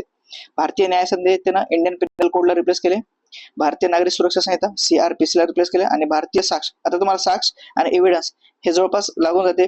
इथे 3 शब्द आहेत, इथे 3 शब्द आहेत, इथे 4 शब्द आहेत, इथे 4 अक्षर आहेत, सॉरी शब्द नाही अक्षर आहेत, अल्फाबेट्स आहेत. तर असे एक ट्रिक करून तुम्ही लक्षात ठेवा, बरोबर. आता हा पुढचा स्टेटमेंट बघूया आपण. क्वेश्चन क्रमांक 40 वर आलेलो आहोत मित्रांनो आपण. दृष्टिकोन नियोजन म्हणजे काय? इंग्लिशमध्ये आहे पर्स्पेक्टिव्ह प्लॅनिंग रेफर्स टू. आता हे प्लॅनिंग वगैरे आपण बेसिक आपण प्लॅनिंगचं उद्दिष्ट किंवा प्लॅनिंग काय करायची, तर आपल्याकडचे जे रिसोर्स मॅनेजमेंट असतात ते योग्य पद्धतीने व्हावे, आपले जे टार्गेट्स आहेत ते आपण लवकर अचीव्ह करावी आणि सगळ्या क्षेत्रांचा एक समतोल विकास होत जावा यासाठी आपण नियोजन करतो. तर याचं आपण बघूया. आता दृष्टिकोन नियोजन म्हणजे 20 ते 25 वर्षासाठी दीर्घकालीन योजना करणे, ठीक आहे. दीर्घकालीन लक्ष्य 15, 20, 25 वर्षाच्या कालावधीसाठी आगाऊ लक्ष्य करणे, 15 ते 20 वर्षाच्या संपूर्ण काळासाठी एकच योजना आणणे. हे बघा, हे एक्स्ट्रीम स्टेटमेंट आहे. फक्त एकच योजना 20-25 वर्षासाठी. जर समजा ती योजना फेल गेली तर सगळंच काय तुमचं फेल आहे ना. 15 ते 20 वर्षासाठी जर योजना फेल झाली, तिने तिचं टार्गेट अचीव्ह वगैरे काही केलं नाही, तर हे तर एकदम म्हणजे आर्थिक संकट तयार होईल. त्याच्यामुळे C ऑप्शन तर तुम्ही सगळ्यात पहिले काढू. हा, व्यापक उद्दिष्टे आणि लक्ष्य 1 किंवा 2 वर्ष साध्य करणे. हे बघा किती शॉर्ट टाइम, 1 किंवा 2 वर्ष, एवढ्या कमी वर्षासाठी कुठली योजना असते? एवढ्यासाठी तर योजना प्लॅन असतो, एक सिंगल रोलिंग प्लॅन असतात. त्याच्यामुळे हे पण काही दृष्टिकोन योजनेचं होऊ शकणार आहे. आता राहिला ऑप्शन A आणि B, 20 ते 25 वर्षासाठी दीर्घकालीन योजना करणे. आता हिला अजून जास्त एक्सप्लेन हा ऑप्शन करतोय ना. मी पहिलेच म्हणले की मोस्ट एक्सप्लेनरी ऑप्शन बघायचा आपल्याला, मोर इन्क्लुसिव्ह आणि मोर एक्सप्लेन करणारा ऑप्शन सिलेक्ट करायचा. ते 15 ते दीर्घकालीन लक्ष्य, 15, 20, 25 वर्षासाठी कालावधीसाठी आगाऊ लक्ष्य करणे, म्हणजे फ्युचरसाठी ज्या काही गोष्टी आहेत ना, लॉंग रेंज टार्गेट, ते इन ऍडव्हान्स मध्ये सेट करून ठेवणे. तर हे असते दृष्टिकोन नियोजन. तर याचं उत्तर आहे B. म्हणजे B कुठे आहे? ते ओनली B इथे आहे बघा. आता हा बघा कसा याच्यामध्ये हे आहे, बरोबर. हा एक मुळे एक्स्ट्रीम स्टेटमेंट होऊन गेला. हे फक्त 1 ते 2 वर्ष एवढं नाही. आता इथे बघा B इथे दिलंय, हे तुमचे हे उत्तर नाहीत, उत्तर इथे खाली देतात, आन्सर ऑप्शन इथे खाली. हे तर फक्त वाक्य आहेत. जर ओनली B तुम्ही इथेच केलं असतं आणि ऑप्शन B केला असता ना, तर त्याच्यानुसार तो ऑप्शन आपलं झालं असतं ओनली A. त्याच्यामुळे प्रश्न एकदम काळजीपूर्वक असा, ऍक्च्युअल उत्तर इथं आहे, इथं नाही आहेत, बरोबर. प्रश्न वाचताना सुद्धा एकदम योग्य पद्धतीने वाचा आणि कॉमन सेन्स एकदम लॉजिक वगैरे ना एकदम ओपन ठेवायचं. परीक्षेमध्ये अप्लाइड क्वेश्चन पण बऱ्यापैकी येतात, म्हणजे आपल्याला जे आपण अभ्यासून गेलो आहे ते सुद्धा इथं अप्लाय करायचं आहे. क्वेश्चन नेक्स्ट क्वेश्चन आहे बघा, स्त्रियांच्या शिक्षणामुळे प्रजनन क्षमता कमी होते कारण. आता इथं ना कॉज आणि रिलेशन हे वाले टेस्ट लावायचे तुम्हाला. कॉज आणि रिलेशन कुठे आहे अशा प्रश्नामध्ये? आता बघा, हे स्टेटमेंट असलं, कारण असलं ना, त्याच्यानंतर इथला प्रत्येक एक एक ऑप्शन तुम्हाला वाचायचा आहे. स्त्रियांच्या शिक्षणामुळे प्रजनन क्षमता कमी होते, कारण शिक्षणामुळे स्त्रियांना कामाची संधी सुधारतात. ठीक आहे, कामाची संधी सुधारली, पण यांचा त्यांच्या प्रजनन क्षमतेवर काय परिणाम झाला? बरोबर आहे ना, प्रजनन क्षमता कमी झाली, जास्त झाली, हा तेवढा सुसंगत नाही. दुसरा, शिक्षित स्त्रियांना स्वतःच्या मुली शिक्षित व्हावे वाटते. काही सेन्सच नाही या वाक्यामध्ये. स्वतःच्या मुली शिक्षित होणं आणि एखाद्या स्त्रीची प्रजनन क्षमता कमी होणं काही रिलेशनच नाही ना, याच्यात कॉज आणि रिलेशन काहीच नाही. शिक्षित आणि साक्षर स्त्रियांना गर्भनिरोधक विषय अधिक ग्रहणक्षम बनवते. ऑब्विसली एखादी स्त्री शिकली तर तिला तिच्या स्वतःच्या बॉडी विषयी आणि तिच्या गर्भनिरोधकाविषयी अधिक माहिती भेटते, ती अधिक जागृत बनते आणि ते अधिक सक्षम बनते एखादी निर्णय घेण्याला. आणि स्त्रीची आर्थिक स्थिती सुधारते. ठीक आहे, आर्थिक स्थिती सुधारली तर प्रजनन क्षमतेवर कसा परिणाम? उलट याचा असाही परिणाम होऊ शकतो ना. पहिलं एक कपल होतं, एक जोडपं होतं, त्यांची आर्थिक स्थिती चांगली नव्हती, त्याच्यामुळे त्यांनी कुठल्याही आपत्तीला जन्म दिला नाही. पण आता आर्थिक स्थिती सुधारली, ते वेगवेगळ्या प्रकारे त्या मुलांचं पालन पोषण करू शकतील, तर अशा वेळेस ते जन्म देतील. तर ते कमी होते जास्त होते हे आपण एकदम 100% नाही सांगू शकत. आपल्याला इथं ना एकदम बेस्ट ऑप्शन सिलेक्ट करायचा आणि तो आहे ऑप्शन सी. इथे पण तेच आहे, इथे नाही ऑप्शन इथे आहे. बरोबर. प्रश्न वाचताना सुद्धा तुम्हाला एकदम व्यवस्थित वाचायचं आहे, कारण आपल्या हातचे मार्क गेले नाही पाहिजे मित्रांनो. आणि असे प्रश्न सॉल्व्ह करताना एकदम प्रॅक्टिकल अप्रोच ठेवायचा, प्रायोगिक अप्रोच ठेवायचा, एकदम प्रॅक्टिकल, की हा हे केलं तर हे होऊ शकते. एकदम आयडियल विचार डोक्यात नाही ठेवायचे. हा, कामाची संधी सुधारेल, मग कामाची संधी सुधारल्या तर मग तिची प्रजनन क्षमता कमी होईल. स्त्रीला मुली शिक्षित झाल्या तर मुली पुढे चालून करतील, तर फार दूरचा हे नाही करायचं.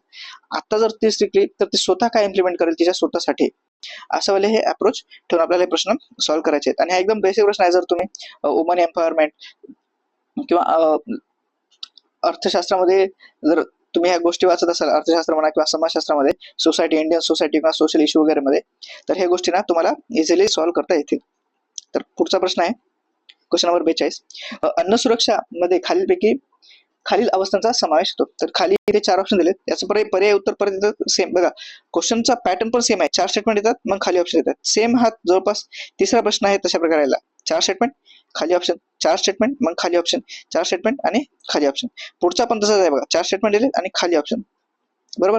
तर कशा प्रकारे प्रश्नचा एक पॅटर्न पण असतो. एक असतात सिंगल फॅक्च्युअल क्वेश्चन, सरळ विचारलंय एम्प्लॉयमेंट प्रोव्हिडंट फंड ऍक्ट कधी आला, 1952 ला, 60 ला, जे काय उत्तर असेल ते द्या, माहित असेल तर ठीक, नसेल तर स्किप करा. अशा प्रकारचे प्रश्न. इथे थोडाफार तुम्हाला इलिमिनेशनचा चान्स आहे किंवा लॉजिकचा चान्स आहे. तर असे प्रश्न सोडवायला तुलनेने सोपं असतात.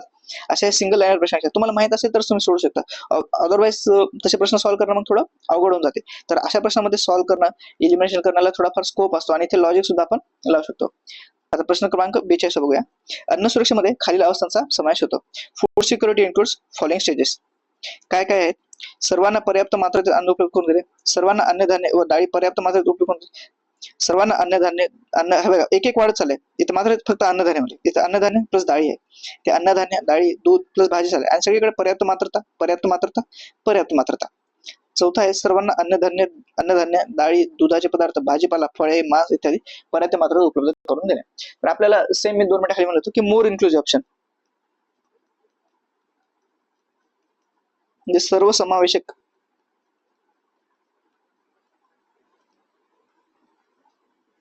पर्याय निवडायचा आहे.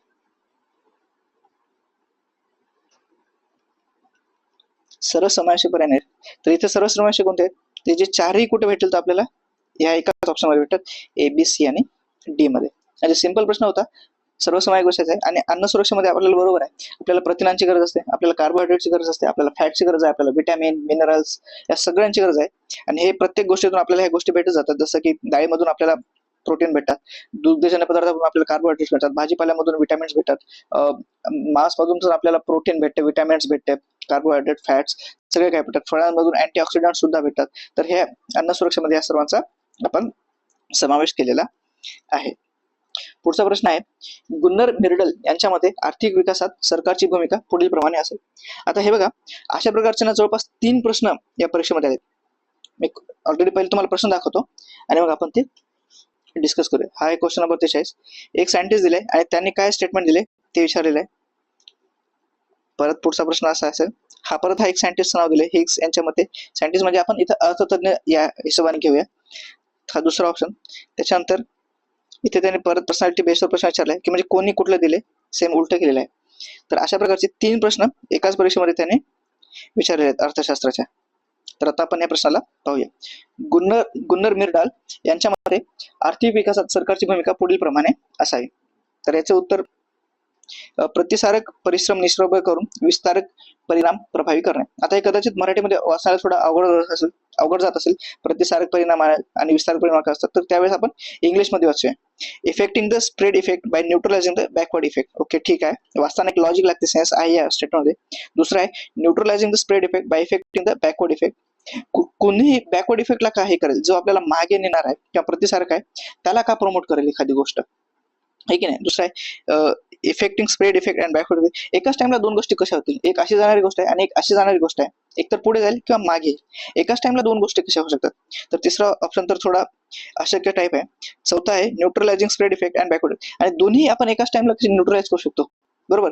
दोन्ही एका टाइमला प्रोड्यूस होत म्हणजे प्रमोट होत नाहीत किंवा दोन्ही एका टाइमला आपण करू शकत नाही, बरोबर. हे झालं लॉजिक, आहे की नाही. म्हणजे उदाहरणार्थ चलन आड होते तर इकडून पैसाही टाकायचा, बँकेकडून पैसा द्यायचा आणि जास्त पैसा छापायचा, तर चलन अजून ना दोन्ही एका टाइमला कसं होतील. तर त्याचप्रमाणे कुठली तरी एक गोष्ट करावी लागेल. तर कुठली करायची, एक तर न्यूट्रलाइज करा तुम्ही स्प्रेडिंग इफेक्टला आणि इफेक्टला आणि बॅकवर्ड इफेक्टला प्रमोट करा किंवा मग त्याच्या अपोजिट करा, effecting the spreading effect and neutralizing the backward effect. त्याचं उत्तर हे ए आहे. इथं पण उत्तर नाही, इथे आहे उत्तर ए, ओनली ए. तर एक खालचा ऑप्शन आहे प्रतिसारक परिणाम निष्प्रभ करून विस्तारित परिणाम प्रभावी करणं. ऍक्च्युअली त्यांनी सांगितलं काय होतं माहिती का, सरकार जे आहे ना पायाभूत सुविधांचा विकास करणं म्हणजेच विस्तारित प्रभावाचं धोरण अवलंबून प्रतिसारक प्रभावांना निष्प्रभ करते. म्हणजे पायाभूत सुविधा करणे, रस्ते बांधणे, हॉस्पिटल तयार करणे, पाण्याच्या सुविधा देणे, दिवाबत्तीची सोय करणे, हे सर्व गोष्टी करून ना हळूहळू आर्थिक विकास करून जे काही प्रतिसारक गोष्टी आहेत ना त्यांना ते निष्प्रभ करून टाकते, बरोबर. तर अशा प्रकारचे स्टेटमेंट ना खूप येत आहेत. 2023, 2022 ला सुद्धा अशा प्रकारचे प्रश्न आलेले आहेत. तर आपण आता हे स्टेटमेंट तुम्हाला काही पुस्तकांमध्ये वाचायला भेटेल, कधी कधी तुम्ही एक्झाम मध्ये वाचू शकता, बरोबर. तर अशा टाइमला काय करायचं ना, आता ही माहिती भेटली ना तुम्ही कुठेतरी लिहून ठेवा आणि जेवढे काय शास्त्रज्ञ वगैरे अर्थतज्ञ एका जागा येतील ना त्यांनी काय म्हणले ना याची माहिती एका पेजवर तयार करून टाका आणि ती वाचत राहा. कदाचित ती रिपीट झाली तर आपल्याला एकदम बोनसच मार्क भेटून गेल्यासारखं आहे ते, हे की नाही. आणि हे जे गुर्नाल मिडर होते ना हे स्वीडिश होते.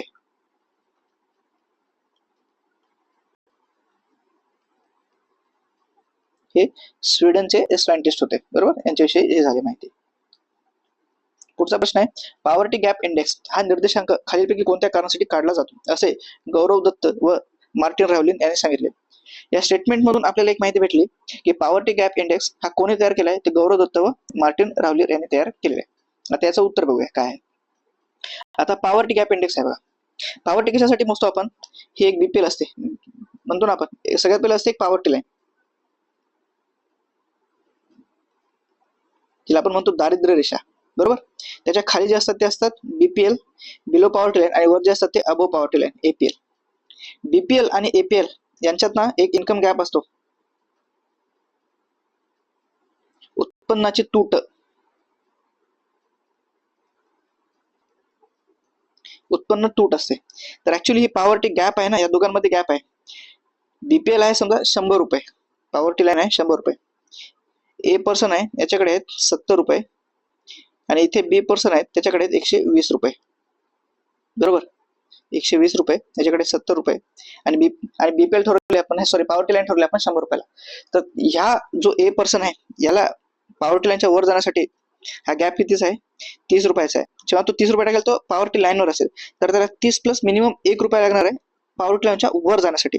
तर इथं काय मोजतात ते ऍक्च्युली इन्कम मोजतात ना, उत्पन्नातली तूट भरून काढायची. तर जी पॉवर्टी गॅप इंडेक्स आहे ना ते आपल्याला उत्पन्नातील तूट किती भरून काढावी लागेल हे सांगतोय. आता हा 70 आहे, या 70 पासून त्याला 100 क्रॉस करायचं आहे तर त्याला 30 नाही लागणार. जेव्हा तो 30 होईल तर तो 100 वर जाईल, तो पॉवर्टी लाईन वर असेल, तो बीपीएल बी नसेल एपीएल बी नसेल तर त्याला मिनिमम अजून 1 लागेल, म्हणजे त्याला 31 लागतील. तेव्हा तो अबो पॉवर्टी लाईन मध्ये जाईल, म्हणजे त्याचा जेव्हा 101 रुपये येतील तेव्हा तो अबो पॉवर्टी लाईन होईल. तर इथे ना उत्पन्नाची तूट भरून काढली जाते. तेव्हा हा दुसरा ऑप्शन आहे बघा, दारिद्र्य दूर करण्याकरता किती उत्पन्न तूट भरून काढावी लागेल हे सांगतं, बरोबर. आता ही जी कॅलरीची तूट आहे ना ही थोडी आउटडेटेड कन्सेप्ट आहे, जुनी कन्सेप्ट आहे बघा. जेव्हा आपण पॉवर्टी मोजतो ना, सुरुवातीचे जे काही आयोग होते किंवा काही जे समिती होते ना, ते फक्त कॅलरीज मोजायचे. ग्रामीण भागासाठी 2400, शहरी भागासाठी 2100, हे तुम्ही वाचलं असेल. पण जसं जसं रंगराजन, तेंडुलकर समिती पहिले, त्याच्यानंतर रंगराजन समिती वगैरे आली ना, त्यांनी कॅलरीज जी आहे ना, ती थोडी जुनी कन्सेप्ट सांगितली आणि त्याच्यामध्ये त्यांनी नवीन गोष्टी ऍड करत गेल्या, शिक्षण, आरोग्य आणि इतर खर्च वगैरे. तर तशा प्रकारे त्याच्यामुळे कॅलरीज ही ना ओल्ड कन्सेप्ट आहे, ही ओल्ड झाली आणि ही तेवढी म्हणजे सुसंगत पण नाही. ओल्ड आहे आणि सुसंगत पण नाहीये. तिसरा ऑप्शन आहे, दारिद्र्य दूर करण्याकरता किती दरडोई उत्पन्नात वाढ करावी लागेल असं विचारलंय. तर इथे दरडोई उत्पन्नात किती वाढ, ते हे नाही, इथे दरडोई या एका शब्दामुळे ना हे निघते, कारण हे एका पर्सनची मोजत नाही, तर हे एका ग्रुपची मोजते. आपण पॉवर्टी लाईन हे एका गटासाठी काढतो, पर्सन वाईज नाही काढत, हे की नाही. तर त्याचं उत्तर 3 आहे, सॉरी उत्तर 2 आहे. तर अशा प्रकारे इथून तुम्हाला एवढी माहिती भेटली की पॉवर्टी गॅप इंडेक्स कोणी डेव्हलप केला, गौरव दत्ता आणि राहुलिन मार्टिन. पुढच्या जर त्याने विचारलं पॉवर्टी गॅप इंडेक्स कोण दिला, तर सरळ सरळ गौरव दत्ता आणि मार्टिन. कारण त्यांनी बघा, आता मी म्हणलं ना, असं आहे पर्सन आणि पर्सनने काय केलं तसं काम, सेम तसंच विचारलं पुढच्या वेळेस तर हे होईल. याच्यासाठी पण एक PYQ झालेला होता, तो आपण बघूया, जर असेल तर दाखवतो मी तुम्हाला. सॉरी, हा नाही ती इमेज.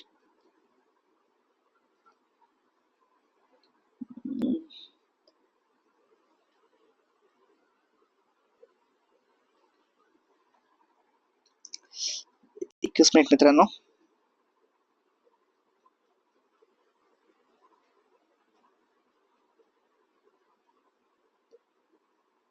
ही आहे तो, हा आहे तो प्रश्न. हा तुम्ही आता पाहू शकता स्क्रीनवर. मी आता दुसरी पेन वापरतो. हा आहे तो प्रश्न.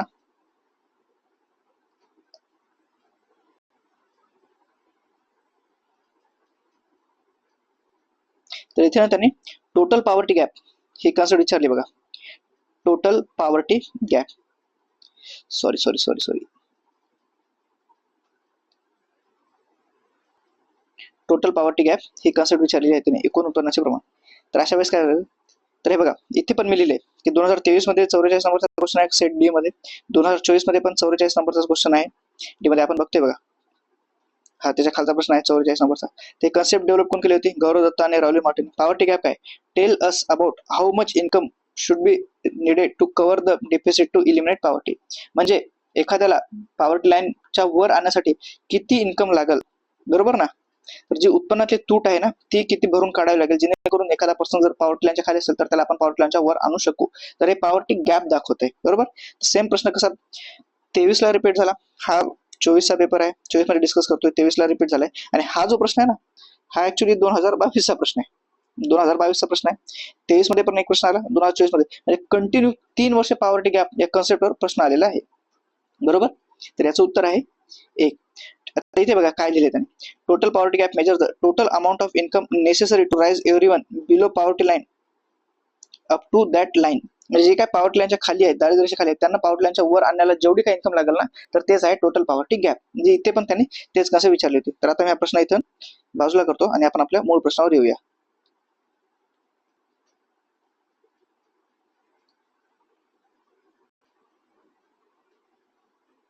बरोबर. तर याचं उत्पन्न आहे, याचं उत्तर आहे 2. दारिद्र्य दूर करण्याकरता किती उत्पन्नातून तूट भरून करावे लागेल, हे बघितलं कसा एकच प्रश्न कंटिन्यू 3 वर्ष त्याची थीम येत आहे, हे की नाही. तर आपल्याला PYQ अनालिसिस यासाठी करायचं जेणेकरून आपल्याला एक एक मार्क एकदम इझिली आपण आपल्या म्हणजे खात्यामध्ये जमा करत जाऊ, जेणेकरून आपल्याला मेन साठी इझिली क्वालिफाय होता येईल. पुढचा प्रश्न आहे बघा, भारतातील बाल लिंग गुणोत्तराच्या अंतिम सुधारित आकडेवारीच्या नुसार मुलींच्या संरक्षण आणि सबलीकरणासाठी बेटी बचाओ बेटी पढाओ अभियानाला केव्हा सुरुवात केली. हाही एकदम फॅक्च्युअल क्वेश्चन आहे, एकदम फॅक्च्युअल क्वेश्चन. म्हणजे आता इतक्या साऱ्या सरकारच्या योजना आहेत, मग कसं करायचं, काय करायचं, तर याच्या मागे ना एक लॉजिक असते बघा. लॉजिक, ते लॉजिक काय असते, लॉजिक किंवा एक सेन्स असतो. तर त्या योजनेला 10 वर्ष, 5 वर्ष, 10 वर्ष, 15, 20 वर्ष होतात. किंवा त्या योजनाचं उद्दिष्ट आपण टार्गेट जे असतं ना, टार्गेट आपण गाठलेलं असते, टार्गेट गाठलेलं असते किंवा टार्गेट आपण चेंज करतो. तर अशा काही गोष्टी होतात, त्याच्यामुळे ना ती न्यूज मध्ये असते. बरोबर. तर त्याच्यावर हा प्रश्न विचारलेला आहे. तर हे कधी सुरू झाली होती ना, तर हे झाली होती 22 जानेवारी 2015 रोजी. आणि बघा 2015 इथे पण आहे, 2015 इथे आहे. म्हणजे जवळजवळच्या ऑप्शन मध्ये कधी उत्तर असते, आणि याचं उत्तर आहे 22 जानेवारी. पण याच्यासाठी तुम्हाला एक्झॅक्ट माहिती पाहिजे. याच्यात तुम्ही लॉजिक नाही शकत, 3 मध्ये 22 दिले, 25 जानेवारी दिले, हे थोडं ऑड वाटतंय, मग हे माझं उत्तर असेल. मग असं नाही करू शकत. तर हे फॅक्च्युअल माहिती असेल, जर माहिती असेल तर सोडवा. आपण जर तुम्हाला गेसच करायचं होतं ना, तर 2015 मध्ये आपण गेस केला असता. कारण जेव्हा हे मोदी सरकार नवीन आलं होतं 2014 मध्ये, त्यांनी बऱ्यापैकी खूप स्कीम आणल्या होत्या, आणि हा 2024 चा पेपर आहे, बरोबर.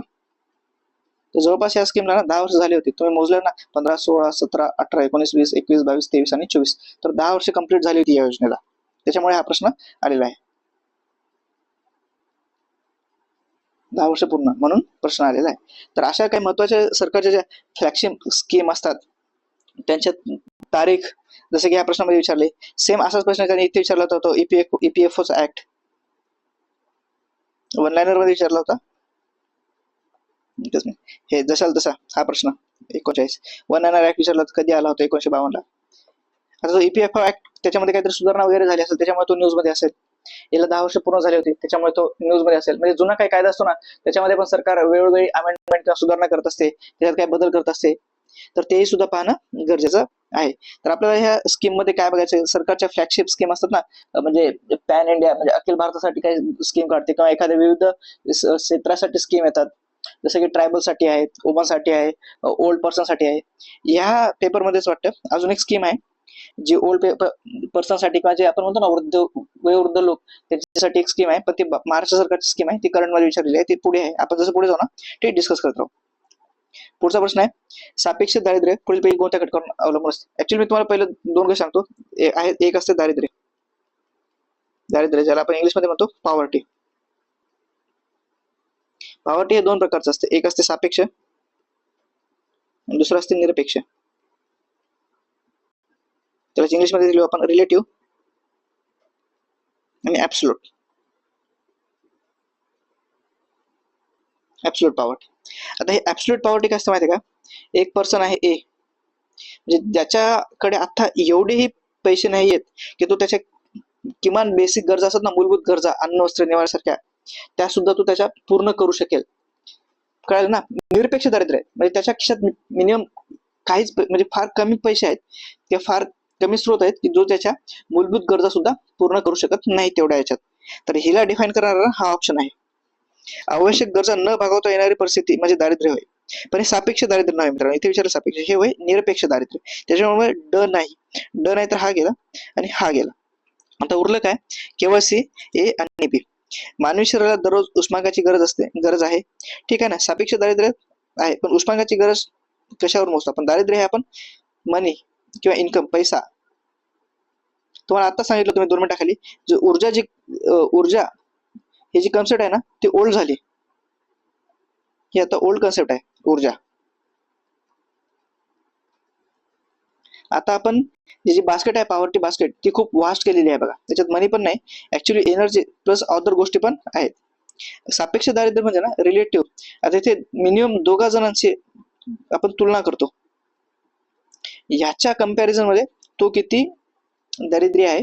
ऍक्च्युअली दारिद्र्य नाही, म्हणजे ह्या दोघांमध्ये कोण कमी दारिद्र्य आहे आणि कोणाचं जास्त दारिद्र्य आहे हे मोजतो. म्हणजे याच्यामध्ये आपण सापेक्ष मोजतो, रिलेटिव्ह आहे ना, याच्या रिलेशन मध्ये तो किती आणि त्याच्या रिलेशन मध्ये हा किती. तर अशा प्रकारची एक तुलना असते, म्हणजे 2 उत्पन्न गटांची आपण तुलना करतो. तर इथे तुलना असणारा ऑप्शन एकच आहे बघा, 2 उत्पन्न गटांची तुलना करून अल्प उत्पन्न गट दारिद्र्यामध्ये येतो. तर हे आहे सी. पण इथं उत्तर सी आहे का नाही, तर इथं उत्तर आहे माझं ए, कारण हा इथे दिलेला आहे. तेच म्हणतो ना मी, प्रश्न एकदम काळजीपूर्वक वाचायचा आहे. वर दिलेला आहे ते स्टेटमेंट क्वेश्चन आहेत, क्वेश्चनचे स्टेटमेंट आहे, खाली ऍक्च्युली पर्याय उत्तर दिले, इथे लिहिले पण त्यांनी पर्याय उत्तर. म्हणजे वाचताना एकदम व्यवस्थितरित्या वाचणं हे आपलं काम आहे. म्हणजे आपल्या छोट्या छोट्या चुका पण, तेच म्हणलं ना बेसिक लेक्चर मध्ये सांगितलं, छोट्या छोट्या चुका फार गंभीर परिणाम देऊन जातात, आणि पॉईंट आपलं कट ऑफ क्लिअर नाही होत, मग परत तीच प्रोसेस होते. आता हा परत रिपीट नाहीये. थीम बघा, त्याने एक पर्सन दिलाय, म्हणजे जो कोणी अर्थतज्ञ असेल, अर्थशास्त्र असेल, आणि त्याने काय म्हणले त्याच्याविषयी पुढे त्यांचा हा प्रश्न डिपेंड करतो. हा प्रश्न पण आपण वाचताना एकदम काळजीपूर्वक वाचायला हवा, ज्याच्यात एक लॉजिक आहे. ते कसं ते मी तुम्हाला सांगतो. विकसित देशात स्वयंप्रेरित गुंतवणुकीला प्रेरक ठरू शकते. काय तर वाढ होणारी लोकसंख्या. दुसरा स्टेटमेंट आहे अविकसित देशात प्रेरक गुंतवणुकीला प्रेरक ठरू शकते. तिसरा आहे विकसित देशात केवळ केवळ म्हणजे इथं ओनली, हे झालं एक्स्ट्रीम स्टेटमेंट, त्याच्यामुळे हे चुकीचं असणार. हे झालं लॉजिक वाला. प्रत्येक वेळेस एक्स्ट्रीम स्टेटमेंट चुकीचं असेल गरजेचं नाही, पण मोस्ट ऑफ द वेळेस, बहुतांश वेळेस 90% 85% असे स्टेटमेंट हे चुकीचेच असतात.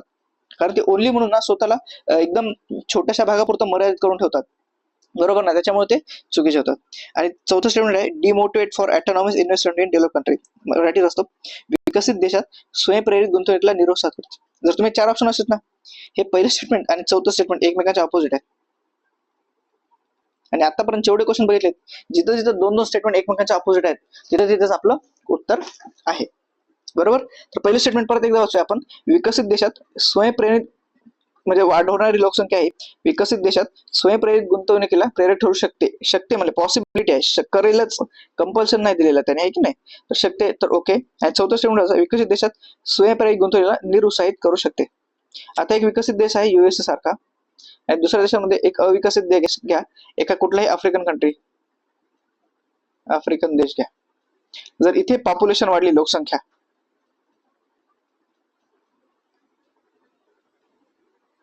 इथे लोकसंख्या वाढली, तर ऑब्विसली इथले लोक इम्प्रुव्हमेंट करणार आहेत ना ऑटोनॉमस इन्व्हेस्टमेंट वगैरे मध्ये. पण जर आफ्रिकन देश आहे, जिथं अविकसित देश आहे, तिथून गुंतवणूक कुठे येणार? जर अविकसित देशात लोकसंख्या वाढत गेली ना, तर तिथं गुन्हेगारी, त्याच्यामध्ये आपण म्हणतो ड्रग अब्यूज इत्यादी गोष्टींना वाढ होते. त्याच्यामुळे जिथं जास्त प्रमाणात आर्थिक विकास झालेला नाही किंवा रिसोर्सेस वगैरे नाही आहेत, आहे की नाही, व्यवस्थितरित्या ग्रोथ वगैरे करण्यासाठी, तर तिथं अशा देशांमध्ये ना जर लोकसंख्या वाढत गेली ना, तर ते डेमोग्राफिक डिव्हिडंड होत नाही, माहिती आहे का, ते डेमोग्राफिक डिझास्टर होते, बरोबर ना. आपण भारत अशा अवस्थेत आहोत सध्या, जी आपली लोकसंख्या ना, ती डेमोग्राफिक डिव्हिडंड, आपण म्हणजे लोकसंख्येचा लाभांश घेऊ शकतो त्या वाढत्या लोकसंख्येकडून.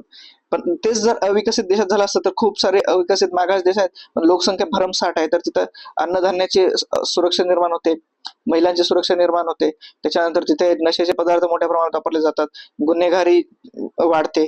तर ऑप्शन बी सुद्धा अविकसित देशात गुंतवणुकीला प्रेरित ठरते, हा चुकीचा आहे, हा तर आपण चूक केला होता. तर हे जे अपोजिट आहे, तर निरुत्साह नाही करत मित्रांनो, तर विकसित देशात स्वयंप्रेरणेला गुंतवणुकीला प्रेरित ठरू शकते, बरोबर. तर याचं उत्तर आहे फक्त इथं दिलेलं आहे, बरोबर. तर अशा प्रकारे जे अपोजिट किंवा कॉन्ट्राडिक्टरी स्टेटमेंट असतात ना, एकमेकांच्या विरोधात जाणारे स्टेटमेंट, उत्तर तिथंच असते बघा.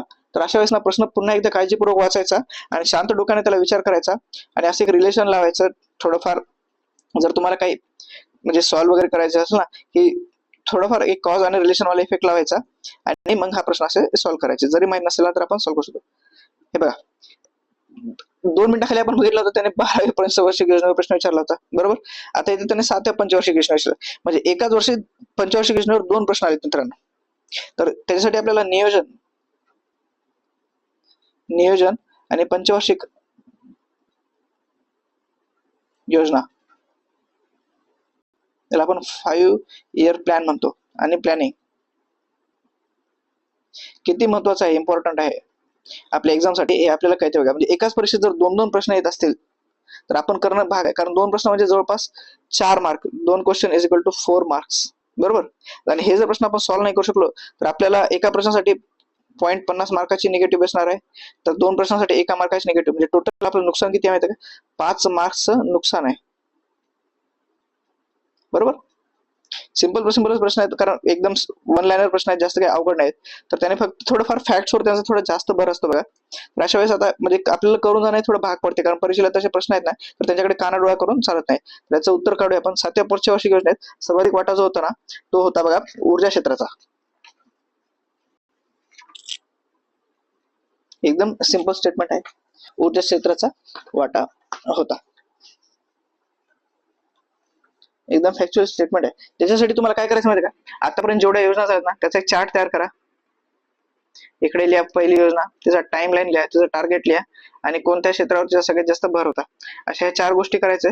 पहिली योजना, दुसरी योजना, तिसरी योजना, चौथी, 5वी, 6वी, अशा करत करत 12 झालेले आहेत. तर एका पानावर होऊन जाऊ शकतं जर तुम्ही एकदम शॉर्ट ट्रिप्स मध्ये तयार केलं तर. म्हणजे चार्ट तयार करून आपण अशा प्रकारच्या प्रश्नाला इझिली सॉल्व्ह करू शकतो. आता पुढचा प्रश्न आहे बघा, अर्थशास्त्र हे कुबेराची पूजा करणारे शास्त्र असे कोणी टीका केले. सेम बघा, थीम कशी रिपीट झाली.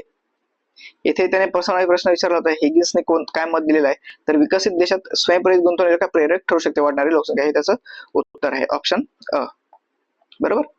आता इथे विचारले, अर्थशास्त्र हे कुबेराची पूजा करणारे शास्त्र अशी टीका कोणी केली, तर याचं उत्तर आहे बघा, कार्लाइल आणि रस्किन या दोन अर्थतज्ञांनी अर्थशास्त्रज्ञांनी अशी टीका केली आहे. हे जो कार्लाइल आहेत ना, कार्लाइल यांनी अर्थशास्त्राला निराशाजनक शास्त्र म्हणून संबोधले बघा. काय म्हणले? निराशाजनक शास्त्र.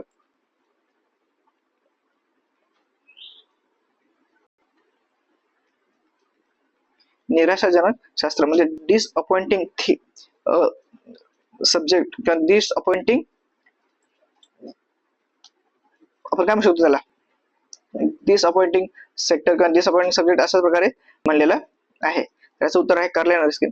तर आता तुमचं काम काय माहिती का, तर हे वर आहेत ना, रिकार्डो आणि माल्थस यांनी काय म्हणले, हे केन्स किंवा कार्ल मार्क्स हे कोण होते, चेंबरलिन आणि रॉबिन्सन हे कोण होते, तर हे तुमचं होमवर्क आहे. कारण यांच्याविषयी तुम्ही माहिती काढून ठेवा. हे पुढे चालून यांच्यावर प्रश्न येण्याची म्हणजे नेक्स्ट म्हणजे फ्युचर क्वेश्चन, फ्युचर मध्ये यांच्यावर प्रश्न येण्याची ना खूप जास्त शक्यता बनून जाते. हे जे उरलेले होते, आता माल्थसचा ट्रॅप आहे बघा पॉप्युलेशनचा.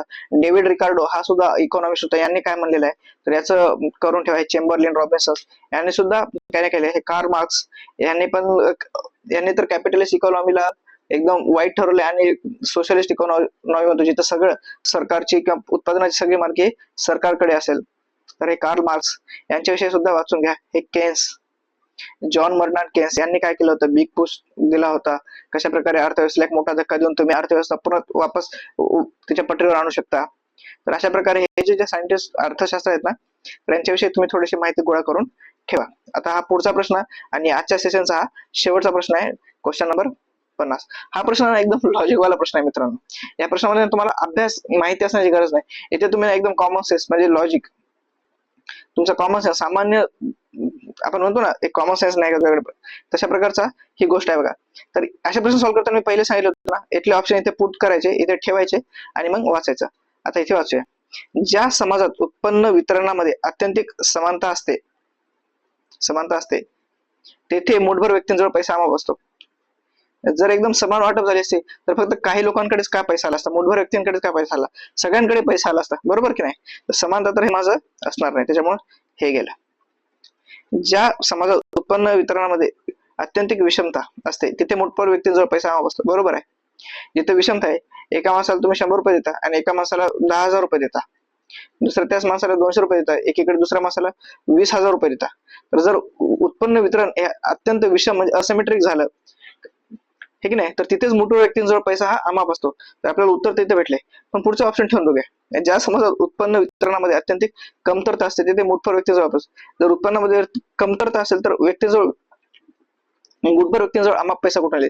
ऑब्व्हियसली तर कमतरता आहे, तर अमाप पैसा येण्यासारखी गोष्टच होऊ शकत नाही. आणि विपुलता जर असेल तर सगळ्यांकडेच पैसा असेल ना. ज्या समाजात उत्पन्न वितरणामध्ये अत्यंतिक विपुलता असते म्हणजे खूप सारा अबंडन्स आहे, वितरण प्रत्येकाला खूप पैसा द्याले, तर त्या मूठभर व्यक्तींजवळ पैसा कसा आहे, सगळ्यांजवळच पैसा असला व्यवस्थित. तर हे एकदम लॉजिक वाला प्रश्न आहे, कॉमन सेन्स वाला प्रश्न आहे मित्रांनो. असं प्रश्न सॉल्व्ह करताना ना थोडं कामनेस असायला पाहिजे, शांतपणे वाचायचे असे प्रश्न, म्हणजे घाई गडबड न करता असे प्रश्न सॉल्व्ह करायचे, इझिली एकदम सॉल्व्ह होतात. जरी तुम्ही फर्स्ट टाइम एक्झाम मध्ये बघत असाल ना, तर अशा प्रश्नांना एकदम शांततेनं समोर जायचं, जेणेकरून आपले प्रश्न चुकणार नाहीत. तर हा होता या सिरीजचा म्हणजे या सेशनचा शेवटचा प्रश्न. तुम्हाला जर हे सेशन आवडलं असेल मित्रांनो, तर तुम्ही नक्कीच या सेशनला लाईक करा, सबस्क्राईब करा आणि आपल्या मित्रांसोबत शेअर करा. ओके. तर मी परत तुमच्यासाठी आता हे क्वेश्चन नंबर 51 आहे. इथून पुढे ही सिरीज आपण सुरू करूया. पुढच्या सेशन मध्ये आपण 51 ते 75 पर्यंतचे प्रश्न पाहणार आहोत. जर तुम्हाला हे सेशन आवडलं असेल ना मित्रांनो, तर नक्कीच लाईक करा, सबस्क्राईब करा आणि आपल्या मित्रांसोबत शेअर करा. धन्यवाद मित्रांनो. आणि जर तुमच्या काही क्वेश्चन किंवा क्वेरीज वगैरे असतील, किंवा तुम्हाला जर वाटत असेल की आपण म्हणजे सब्जेक्ट वाईज अप्रोच कसा असावा, म्हणजे एखाद्या विषयाला कसा हँडल करावा, कुठून सुरुवात करावी आपल्या प्रिपरेशनची, तर तुम्ही मला नक्कीच मेसेज करू शकता खाली कमेंट मध्ये. मी तुम्हाला माझा नंबर देईन किंवा टेलिग्राम चॅनलची लिंक देईल, तर तिथे आपण या गोष्टी डिस्कस करूया. तर तुमचे जे काही प्रॉब्लेम असतील, क्वेरीज असतील एक्झामशी रिलेटेड, सिलेबसचे रिलेटेड, अभ्यासाचे रिलेटेड, तर तुम्ही नक्कीच मला कमेंट मध्ये सांगा. आपण त्याच्यावर नक्की सोल्युशन आणण्याचा प्रयत्न करूया. आणि तुम्हाला ही सिरीज कशी वाटते मित्रांनो हे सुद्धा सांगा. आणि नेक्स्ट पार्ट साठी ना खाली कमेंट करा की नेक्स्ट पार्ट म्हणून तुम्ही कमेंट करायची आहे, बरोबर. मग मी पुढची सिरीज घेऊन येईल या सीझनची, बरोबर. तर आतापर्यंत आपण 50 प्रश्न केलेले आहोत. तर मी इथे थांबतो. तुम्ही या चॅनल नक्कीच लाईक करा मित्रांनो, सबस्क्राईब करा आणि शेअर करा. ओके, धन्यवाद.